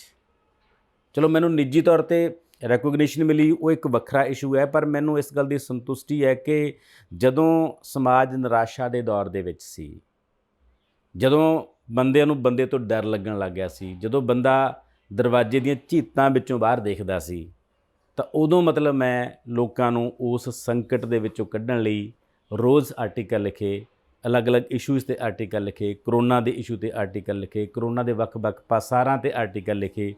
ਉਹ 60 ਦਿਨਾਂ ਦੇ 60 ਆਰਟੀਕਲ ਫਿਰ ਉਹਦੀਆਂ ਉਹ 2 ਕਿਤਾਬਾਂ ਦੇ ਰੂਪ ਵਿੱਚ ਛਪੇ, ਲੋਕਡਾਊਨ ਡਾਇਰੀ ਭਾਗ ਪਹਿਲਾ, ਲੋਕਡਾਊਨ ਡਾਇਰੀ ਭਾਗ ਦੂਜਾ। ਇਹ ਕਰੋਨਾ ਦੇ ਵਿੱਚ ਮੇਰਾ ਕੰਮ ਹੈ। ਅਤੇ ਮੈਂ ਉਸ ਤੋਂ ਬਾਅਦ 100 ਆਰਟੀਕਲ ਉਹਨਾਂ ਦਿਨਾਂ ਦੇ ਵਿੱਚ ਹੀ ਬੱਚਿਆਂ ਲਈ ਲਿਖਿਆ। ਰੋਜ਼ ਮਤਲਬ ਇੱਕ ਪੰਨਾ A4 ਸਾਈਜ਼ ਦਾ ਮੈਂ ਬੱਚਿਆਂ ਲਈ ਲਿਖਦਾ ਸੀ। ਇੱਕ ਗਰੁੱਪ ਬਣਾਇਆ ਹੋਇਆ ਸਿਰਜਣਾਤਮਕ ਸਿੱਖਿਆ ਸੰਸਾਰ, ਉਹਦੇ ਵਿੱਚ ਲਗਭਗ 35,000 ਅਧਿਆਪਕ ਮੈਂਬਰ ਨੇ। ਉਹਦੇ ਫੇਸਬੁੱਕ 'ਤੇ ਆ ਉਹਦਾ ਮੈਂ ਐਡਮਿਨ ਹਾਂ, ਮੈਂ ਹੀ ਬਣਾਇਆ ਸੀ ਗਰੁੱਪ ਉਹ। ਅਤੇ ਉਸ ਗਰੁੱਪ ਦੇ ਵਿੱਚ ਮਤਲਬ ਮੈਂ ਰੋਜ਼ ਬੱਚਿਆਂ ਲਈ, ਜਿਹੜੇ ਘਰਾਂ 'ਚ ਕੈਦ ਸੀ ਬੱਚੇ, ਅਤੇ ਟੀਚਰਾਂ ਲਈ ਇੱਕ ਪੰਨਾ ਲਿਖ ਕੇ ਪਾਉਂਦਾ ਸੀ। ਛੋਟੇ-ਛੋਟੇ ਮਸਲੇ, ਬੱਚਿਆਂ ਦੇ ਛੋਟੇ-ਛੋਟੇ ਮਸਲੇ, ਕਿ ਉਹ ਕਰੋਨਾ ਦੇ ਦੌਰ ਦੇ ਵਿੱਚ ਕਿਵੇਂ ਕ੍ਰੀਏਟਿਵ ਰਹਿ ਸਕਦੇ ਸੀ ਆਪਣੇ ਘਰਾਂ 'ਚ ਬਹਿ ਕੇ, ਕੀ ਕਰ ਸਕਦੇ ਸੀ, ਉਹਨਾਂ ਦੇ ਕੀ ਏਜੰਡੇ ਸੀ। ਸੋ 100 ਦਿਨਾਂ ਦੇ ਵਿੱਚ 100 ਆਰਟੀਕਲ ਮੈਂ ਉਹ ਲਿਖਿਆ, 60 ਦਿਨਾਂ 'ਚ 60 ਆਰਟੀਕਲ ਵੱਡਿਆਂ ਲਈ ਲਿਖੇ, ਅਤੇ 47 ਦਿਨ ਲਗਾਤਾਰ 47 ਜ਼ੂਮ 'ਤੇ ਪ੍ਰੋਗਰਾਮ ਕੀਤੇ। ਸੰਕਟ ਕਾਲ 'ਤੇ ਅਸੀਂ, ਉਹਦਾ ਟਾਈਟਲ ਸੀ ਸੰਕਟ ਕਾਲ 'ਤੇ ਅਸੀਂ। ਉਹਦੇ ਵਿੱਚ ਮੈਂ ਰੋਜ਼ 2 ਜਾਂ 3 ਵਿਦਵਾਨਾਂ ਨੂੰ ਲੈਂਦਾ ਸੀ, ਉਹਨਾਂ ਨਾਲ ਕਿਸੇ ਇਸ਼ੂ 'ਤੇ ਲੰਮੀ ਗੱਲਬਾਤ ਹੁੰਦੀ ਸੀ, ਚਰਚਾ ਹੁੰਦੀ ਸੀ, ਰੋਜ਼ ਪੈਨਲ ਡਿਸਕਸ਼ਨ ਹੁੰਦਾ ਸੀ। ਲਗਭਗ 47 ਪ੍ਰੋਗਰਾਮ ਮੈਂ ਲਗਾਤਾਰ ਇਹ ਕੀਤੇ ਉਸ ਕਰੋਨਾ ਦੇ ਪੀੜ ਦੇ ਵਿੱਚ। ਫਿਰ ਜਦੋਂ ਕਿਸਾਨ ਸੰਘਰਸ਼ ਚੱਲਿਆ, ਕਿਉਂਕਿ ਕਿਸਾਨੀ ਨਾਲ ਮੈਂ ਬਹੁਤ ਪਹਿਲਾਂ ਤੋਂ ਜੁੜਿਆ ਹੋਇਆ, ਕਿਸਾਨੀ ਮੇਰੇ ਅੰਦਰ ਹੈ, ਮੈਂ ਨਿਮਨ ਕਿਸਾਨੀ ਦੇ ਨਾਲ ਆਪ ਜੁੜਿਆ ਹੋਇਆ, ਮੇਰੇ ਸਾਰੇ ਨਾਟਕ ਕਿਸਾਨੀ ਦੇ ਵਿੱਚੋਂ ਸੀ। ਤਾਂ ਮੈਂ ਕਿਸਾਨ ਸੰਘਰਸ਼ ਦੇ ਵਿੱਚ ਵੀ ਫਿਰ ਉਸੇ ਸ਼ਿੱਦਤ ਨਾਲ ਕੰਮ ਕੀਤਾ। ਲਗਭਗ 150 ਦੇ ਕਰੀਬ ਆਰਟੀਕਲ ਮੈਂ ਕਿਸਾਨੀ 'ਤੇ ਲਿਖਿਆ। ਹਰ ਈਵੈਂਟ ਕਿਸਾਨੀ ਦਾ ਮੈਂ ਕਵਰ ਕੀਤਾ। ਜਦੋਂ ਮਤਲਬ 26 ਜਨਵਰੀ ਵਾਲੇ ਦਿਨ ਉੱਥੇ ਸਾਰਾ ਕੁਝ ਵਾਪਰਿਆ ਉਹ, ਅਤੇ ਉਦੋਂ ਲੋਕਾਂ ਨੂੰ ਇਹ ਸਮਝ ਨਹੀਂ ਆਉਂਦਾ ਸੀ ਕਿ ਹੋ ਕੀ ਗਿਆ ਅੱਜ ਇਹ। ਸਵੇਰੇ ਜਦੋਂ ਲੋਕ ਬੈਠੇ ਸੀ ਟੈਲੀਵਿਜ਼ਨ ਦੀ ਸਕਰੀਨਾਂ 'ਤੇ, ਤਾਂ ਕਿਸਾਨ ਪਰੇਡ ਦੇਖਣ ਵਾਸਤੇ ਬੈਠੇ ਸੀ, ਅਤੇ ਰਾਤ ਦੁਪਹਿਰ ਤੋਂ ਬਾਅਦ ਹੁੰਦੇ ਹੁੰਦੇ ਲੋਕਾਂ ਦੀਆਂ ਮਤਲਬ ਚਿਹਰੇ 'ਤੇ ਨਿਰਾਸ਼ਾ ਅਤੇ ਉਦਾਸੀ ਆ ਗਈ ਸੀ ਵੀ ਇਹ ਭਾਣਾ ਕੀ ਵਾਪਰ ਗਿਆ। ਅਤੇ ਉਦੋਂ ਮਤਲਬ ਇਹ ਸਮਝ ਨਹੀਂ ਆਉਂਦੀ ਸੀ ਕਿ ਹੁਣ ਇਹ ਹੋ ਕੀ ਗਿਆ ਅਤੇ ਕੀ ਹੈ ਇਹਦੇ ਪਿੱਛੇ। ਉਦੋਂ ਮੈਂ ਮਤਲਬ ਮੇਰੀ ਯਾਦ ਹੈ, ਉਦੋਂ ਮੈਂ ਆਰਟੀਕਲ ਲਿਖਿਆ ਸੀ ਇੱਕ ਰਾਤ ਨੂੰ, ਉਸ ਰਾਤ ਨੂੰ ਉਹ ਆਰਟੀਕਲ ਹਜ਼ਾਰਾਂ ਬੰਦਿਆਂ ਨੇ ਅੱਗੇ ਸ਼ੇਅਰ ਕੀਤਾ। ਫਿਰ ਉਹ ਆਰਟੀਕਲ, ਉਹਦੇ ਵਿੱਚ ਮੈਂ ਚਲੋ ਕੁਝ ਪੋਜ਼ੀਟਿਵ ਗੱਲਾਂ ਕੀਤੀਆਂ ਵੀ ਚਲੋ ਇਹ ਬਹੁਤ ਮੰਦਭਾਗੀ ਘਟਨਾ ਵਾਪਰੀ ਹੈ, ਪਰ ਇਸ ਮੰਦਭਾਗੀ ਘਟਨਾ ਦੇ ਵਿੱਚੋਂ ਵੀ ਉੱਭਰਨਾ ਪੈਣਾ ਕਿਸਾਨ ਸੰਘਰਸ਼ ਨੂੰ। ਸੋ ਉਹ ਆਰਟੀਕਲ ਵੀ ਲਗਾਤਾਰ, ਜਿਹੜਾ 150 ਆਰਟੀਕਲ ਮੈਂ ਲਿਖਿਆ, ਅਤੇ 6 ਮੈਂ ਨਾਟਕ ਲਿਖੇ ਕਿਸਾਨੀ 'ਤੇ ਇਸ ਦੌਰ ਦੇ ਵਿੱਚ।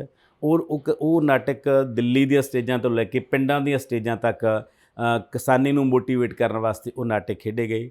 ਉਹਨਾਂ ਦਿਨਾਂ ਦੇ ਵਿੱਚ ਮੈਂ ਲਗਾਤਾਰ ਜ਼ੂਮ 'ਤੇ ਪ੍ਰੋਗਰਾਮ ਕੀਤੇ। ਸੰਘਰਸ਼ਾਂ ਦੇ ਦੌਰ ਵਿੱਚ ਸ਼ਾਇਰੀ, ਉਹਦਾ ਟਾਈਟਲ ਸੀ ਸੰਘਰਸ਼ਾਂ ਦੇ ਦੌਰ ਵਿੱਚ ਸ਼ਾਇਰੀ, ਅਤੇ ਮੈਂ ਲਗਭਗ 400 ਦੇ ਕਰੀਬ ਪੋਇਟ ਜ਼ੂਮ ਰਾਹੀਂ ਪੰਜਾਬੀ ਦੇ ਪੇਸ਼ ਕੀਤੇ, ਪੰਜਾਬੀ ਦੇ ਕੁਛ ਬਾਹਰ ਦੇ, ਜਿਨ੍ਹਾਂ ਨੇ ਸੰਘਰਸ਼ ਦੀਆਂ ਕਵਿਤਾਵਾਂ ਲਿਖੀਆਂ। ਉਹ ਪ੍ਰੋਗਰਾਮ ਬਹੁਤ ਦੇਖੇ ਗਏ, ਬਹੁਤ ਸੁਣੇ ਗਏ, ਕਿਉਂਕਿ ਉਦੋਂ ਲੋੜ ਸੀ ਇਹਨਾਂ ਗੱਲਾਂ ਦੀ। ਘੱਟੋ ਘੱਟ ਇੱਕ ਸਾਹਿਤਕਾਰ ਦੇ ਤੌਰ 'ਤੇ ਮੈਨੂੰ ਲੱਗਦਾ ਸੀ ਕਿ ਸਾਹਿਤਕਾਰ ਦਾ ਧਰਮ ਇਹੀ ਹੈ ਕਿ ਉਹ ਸਮਾਜ ਦੇ ਮਸਲਿਆਂ ਨਾਲ ਜੁੜੇ। ਜੇ ਬਾਹਰ ਯੁੱਧ ਚੱਲ ਰਿਹਾ ਹੈ ਤਾਂ ਸਾਹਿਤਕਾਰ ਡਰਾਇੰਗ ਰੂਮ ਦੇ ਵਿੱਚ ਬਹਿ ਕੇ ਜੇ ਰੋਮਾਂਸ ਦੀਆਂ ਕਵਿਤਾਵਾਂ ਲਿਖਦਾ, ਇਹਦਾ ਮਤਲਬ ਅਸੀਂ ਆਪਣੇ ਫਰਜ਼ਾਂ ਤੋਂ ਪਰੇ ਜਾ ਰਹੇ ਹਾਂ।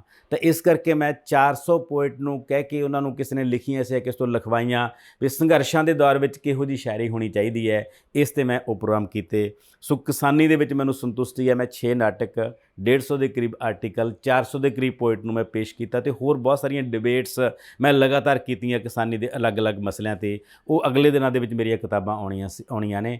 ਸੋ ਇੰਨਾ ਕੁ ਮੇਰਾ ਜਿਹੜਾ ਇਹ ਸਾਹਿਤਕ ਸਫ਼ਰ ਹੈ। ਜਿੱਥੋਂ ਤੱਕ ਪ੍ਰਸਿੱਧੀ ਦੀ ਗੱਲ ਕਰ ਲਈਏ ਜਾਂ ਅਵਾਰਡਾਂ ਦੀ ਗੱਲ ਕਰ ਲਈਏ, ਤਾਂ ਪਹਿਲੀ ਗੱਲ ਤਾਂ ਮੇਰੀ ਲਾਈਫ ਦਾ ਕਦੇ ਏਜੰਡਾ ਹੀ ਨਹੀਂ ਰਿਹਾ ਹੈਗਾ, ਕਿਉਂਕਿ ਮੈਂ ਲੋੜ ਦੇ ਵਿੱਚੋਂ ਲਿਖਦਾ, ਅਤੇ ਲੋੜ ਮੇਰੀ ਆਪਣੀ ਨਹੀਂ ਹੁੰਦੀ, ਮੇਰੇ ਸਮਾਜ ਦੀ ਲੋੜ ਹੈ, ਮੇਰੇ ਲੋਕਾਂ ਦੀ ਲੋੜ ਹੈ। ਮੈਨੂੰ ਬਹੁਤ ਸਾਰੇ ਸਾਹਿਤਕ ਮਿੱਤਰ ਅਕਸਰ ਕਹਿੰਦੇ ਨੇ ਵੀ ਜਿੰਨੀ ਤੇਰੇ 'ਚ ਐਨਰਜੀ ਹੈ ਨਾ, ਤੂੰ ਬਹੁਤ ਕੁਝ ਕਰ ਸਕਦਾ ਸੀ, ਤੂੰ ਆਪਣੀ ਐਨਰਜੀ ਨੂੰ ਡਾਈਵਰਟ ਕਰਤਾ, ਖਿੰਡ ਗਈ ਐਨਰਜੀ ਤੇਰੀ। ਕਵਿਤਾ ਵੀ ਲਿਖ ਲੈਂਦਾ ਮੈਂ, ਵਾਰਤਕ ਵੀ ਲਿਖ ਲੈਂਦਾ ਮੈਂ, ਬਾਲ ਸਾਹਿਤ ਵੀ ਬਹੁਤ ਲਿਖਿਆ ਮੈਂ, ਨਾਟਕ ਤਾਂ ਲਿਖਦਾ ਹੀ ਲਿਖਦਾ ਮੈਂ, ਆਲੋਚਨਾ ਦੇ ਖੇਤਰ ਦੇ ਵਿੱਚ ਮੈਂ ਬਹੁਤ ਕੰਮ ਕੀਤਾ, ਜ਼ੂਮ ਰਾਹੀਂ ਬਹੁਤ ਸਾਰੇ ਪ੍ਰੋਗਰਾਮ ਕੀਤੇ। ਅਤੇ ਮੈਂ ਉਹਨਾਂ ਨੂੰ ਇੱਕੋ ਹੀ ਜਵਾਬ ਦਿੰਦਾ ਹੁੰਦਾ ਕਿ ਮੇਰਾ ਕੰਸਰਨ ਲਿਟਰੇਚਰ ਨਹੀਂ ਹੈਗਾ, ਮੇਰਾ ਕੰਸਰਨ ਸਮਾਜ ਹੈ। ਮੈਂ ਸਮਾਜ ਲਈ ਲਿਖਦਾ। ਮੈਨੂੰ ਲੱਗਦਾ ਕਿ ਜੇ ਮੈਂ ਕਵਿਤਾ ਰਾਹੀਂ ਆਪਣੀ ਗੱਲ ਕਹਿ ਸਕਦਾ, ਮੈਂ ਕਵਿਤਾ ਲਿਖ ਲੈਣਾ। ਜੇ ਮੈਨੂੰ ਲੱਗਦਾ ਕਿ ਇੱਥੇ ਹੁਣ ਨਾਟਕ ਰਾਹੀਂ ਗੱਲ ਕਹਿਣੀ ਚਾਹੀਦੀ ਹੈ, ਮੈਂ ਨਾਟਕ ਲਿਖ ਲੈਣਾ। ਜੇ ਮੈਨੂੰ ਲੱਗਦਾ ਕਿ ਹੁਣ ਜੂਮ ਪ੍ਰੋਗਰਾਮਾਂ ਦੀ ਲੋੜ ਹੈ, ਮੈਂ ਜੂਮ ਪ੍ਰੋਗਰਾਮ ਕਰ ਲੈਣਾ। ਜੇ ਮੈਨੂੰ ਲੱਗਦਾ ਕਿ ਹੁਣ ਬੱਚਿਆਂ ਲਈ ਲਿਖਣਾ ਹੈ, ਮੈਂ ਬੱਚਿਆਂ ਲਈ ਲਿਖ ਲੈਣਾ। ਸੋ ਮੇਰਾ ਲਿਟਰੇਚਰ ਕੰਸਰਨ ਕਦੇ ਵੀ ਨਹੀਂ ਰਿਹਾ। ਲਿਟਰੇਚਰ ਮੇਰੇ ਵਾਸਤੇ ਇੱਕ ਸਾਧਨ ਹੈ। ਮੈਂ ਚਾਹੁੰਦਾ ਕਿ ਇਸ ਲਿਟਰੇਚਰ ਨੂੰ ਬਹੁਤ ਪਾਵਰਫੁਲ ਤਰੀਕੇ ਨਾਲ ਸਮਾਜ ਦੀ ਪੀੜ ਨੂੰ, ਸਮਾਜ ਦੇ ਦਰਦ ਨੂੰ ਪੇਸ਼ ਕਰਨ ਲਈ ਵਰਤਿਆ ਜਾਵੇ। ਇਸ ਕਰਕੇ ਉੱਥੇ ਨੇਮ ਫੇਮ ਵਾਲੀਆਂ ਗੱਲਾਂ ਵੀ ਫਿਰ ਇੱਕ ਪਾਸੇ ਰਹਿ ਜਾਂਦੀਆਂ ਨੇ, ਜੋ ਤੁਹਾਡੀ ਕਮਿਟਮੈਂਟ ਹੈ, ਅਤੇ ਅਵਾਰਡਾਂ ਵਾਲੀਆਂ ਗੱਲਾਂ ਵੀ ਇੱਕ ਪਾਸੇ ਰਹਿ ਜਾਂਦੀਆਂ ਨੇ। ਇਸ ਕਰਕੇ ਅਵਾਰਡ ਮੇਰੇ ਵਾਸਤੇ ਕਦੇ ਕੋਈ ਟਾਰਗੇਟ ਨਹੀਂ ਰਿਹਾ। ਹਾਲਾਂਕਿ ਮੇਰੇ ਪਹਿਲਾ ਨਾਟਕ ਇਹ ਜੰਗ ਕੌਣ ਲੜੇ, ਉਹਨੂੰ ਭਾਸ਼ਾ ਵਿਭਾਗ ਵੱਲੋਂ IC ਨੰਦਾ ਅਵਾਰਡ ਮਿਲਿਆ। ਉਸ ਤੋਂ ਬਾਅਦ ਖੁਦਕੁਸ਼ੀ ਦੇ ਮੋੜ 'ਤੇ ਨਾਟਕ ਹੈ ਮੇਰਾ, ਉਹਨੂੰ ਹਰਿਆਣਾ ਪੰਜਾਬੀ ਸਾਹਿਤ ਅਕੈਡਮੀ ਦਾ ਬੈਸਟ ਕਿਤਾਬ ਦਾ ਅਵਾਰਡ ਮਿਲਿਆ। ਉਸ ਤੋਂ ਬਾਅਦ ਜਿਹੜਾ ਮੇਰਾ ਨਾਟਕ ਹੈ ਭੁੱਬਲ ਦੀ ਅੱਗ, ਉਸ ਨੂੰ ਪਿਛਲੇ ਸਾਲ ਫਿਰ ਭਾਸ਼ਾ ਵਿਭਾਗ ਵੱਲੋਂ ਈਸ਼ਵਰ ਚੰਦਰ ਨੰਦਾ ਅਵਾਰਡ ਮਿਲਿਆ। ਇੱਕ ਅਧਿਆਪਕ ਦੇ ਤੌਰ 'ਤੇ ਮੈਨੂੰ ਟੀਚਰਾਂ ਦਾ ਸਭ ਤੋਂ ਵੱਡਾ ਅਵਾਰਡ ਸਟੇਟ ਅਵਾਰਡ ਮਿਲਿਆ, ਅਤੇ ਉੱਥੇ ਹੀ ਮੈਂ ਸਟੇਟ ਅਵਾਰਡ ਲਈ ਕੰਮ ਨਹੀਂ ਕੀਤਾ ਸੀ। ਮੈਂ ਤਾਂ ਮੇਰਾ ਗੁਆਂਢ ਸੀ, ਮੇਰਾ ਪਿੰਡ ਸੀ, ਉਹ ਮੇਰੇ ਲੋਕ ਸੀ। ਉਹ ਮੈਨੂੰ ਲੱਗਦਾ ਸੀ ਕਿ ਕਾਲੇ ਪਾਣੀ ਕਿਉਂ ਕਿਹਾ ਜਾਂਦਾ, ਮੈਂ ਕਾਲੇ ਪਾਣੀ ਨੂੰ ਚਿੱਟੇ ਪਾਣੀਆਂ 'ਚ ਕਨਵਰਟ ਕਰਨਾ ਸੀ। ਅਤੇ 24 ਆਵਰਸ ਉੱਥੇ ਅਸੀਂ ਰਹਿ ਕੇ ਕੰਮ ਕੀਤਾ, ਆਪ ਕਈਆਂ ਚੱਕ ਕੇ ਅਸੀਂ ਉਸ ਪਿੰਡ ਦੇ ਵਿੱਚ ਕੰਮ ਕੀਤਾ। ਚਲੋ ਉਹਦਾ ਰਿਵਾਰਡ ਮੈਨੂੰ ਮਿਲਿਆ ਅਵਾਰਡ ਦੇ ਰੂਪ ਦੇ ਵਿੱਚ, ਉਹ ਵੱਖਰੀ ਗੱਲ ਹੈ, ਪਰ ਮੈਂ ਉੱਥੇ ਵੀ ਕੋਈ ਅਵਾਰਡ ਵਾਸਤੇ ਕੰਮ ਨਹੀਂ ਕੀਤਾ। ਸੋ ਦੂਜੀਆਂ ਬਹੁਤ ਸਾਰੀਆਂ ਸੰਸਥਾਵਾਂ ਦੇ ਅਵਾਰਡ ਦਾ ਤੱਕ ਬੇਅੰਤ ਨੇ। ਉਹ ਤਾਂ ਇੱਕ ਪੂਰੇ ਦਾ ਪੂਰਾ ਕਮਰਾ ਪਿੰਡ ਟਰੋਫੀਆਂ ਦਾ ਭਰਿਆ ਪਿਆ, ਅਤੇ ਇੱਥੇ ਹੁਣ ਰੱਖਣ ਨੂੰ ਥਾਂ ਨਹੀਂ ਹੈਗੀ। ਹੁਣੇ ਇੱਕ ਕੌਮਾਂਤਰੀ ਲੇਖਕ ਮੰਚ ਹੈ ਕਲਮ, ਬਹੁਤ ਵਕਾਰੀ ਸੰਸਥਾ ਹੈ, ਉਹਦੇ ਵੱਲੋਂ ਮੈਨੂੰ ਉਹਨਾਂ ਨੇ ਬਲਜਿੰਦਰ ਰਿਸ਼ੀ ਅਵਾਰਡ ਦੇ ਨਾਲ ਸਨਮਾਨਿਤ ਕੀਤਾ। 10,000 ਰੁਪਏ ਕੈਸ਼ ਪ੍ਰਾਈਜ਼ ਵੀ ਸੀ ਉਹਦੇ ਵਿੱਚ। ਸੋ ਇਹੋ ਜਿਹੇ ਛੋਟੇ ਵੱਡੇ ਪ੍ਰਾਈਜ਼ ਬਹੁਤ ਮਿਲੇ ਨੇ। ਸਭ ਤੋਂ ਵੱਡੀ ਗੱਲ ਲੋਕਾਂ ਦਾ ਪਿਆਰ ਸਤਿਕਾਰ, ਦੋਸਤਾਂ ਦਾ ਪਿਆਰ ਸਤਿਕਾਰ। ਜਦੋਂ ਕੋਈ ਬੰਦਾ ਕਹਿੰਦਾ ਵੀ ਕੁਲਦੀਪ ਤੂੰ ਬਹੁਤ ਐਨਰਜੀ ਨਾਲ ਕੰਮ ਕੀਤਾ ਕਰੋਨਾ ਦੇ ਸਮੇਂ ਦੇ ਵਿੱਚ, ਤੂੰ ਕਿਸਾਨੀ ਲਈ ਬਹੁਤ ਕੰਮ ਕੀਤਾ, ਮੈਨੂੰ ਲੱਗਦਾ ਕਿ ਇਸ ਤੋਂ ਵੱਡਾ ਅਵਾਰਡ ਮੇਰੇ ਲਈ ਕੋਈ ਨਹੀਂ ਹੋ ਸਕਦਾ ਹੈਗਾ।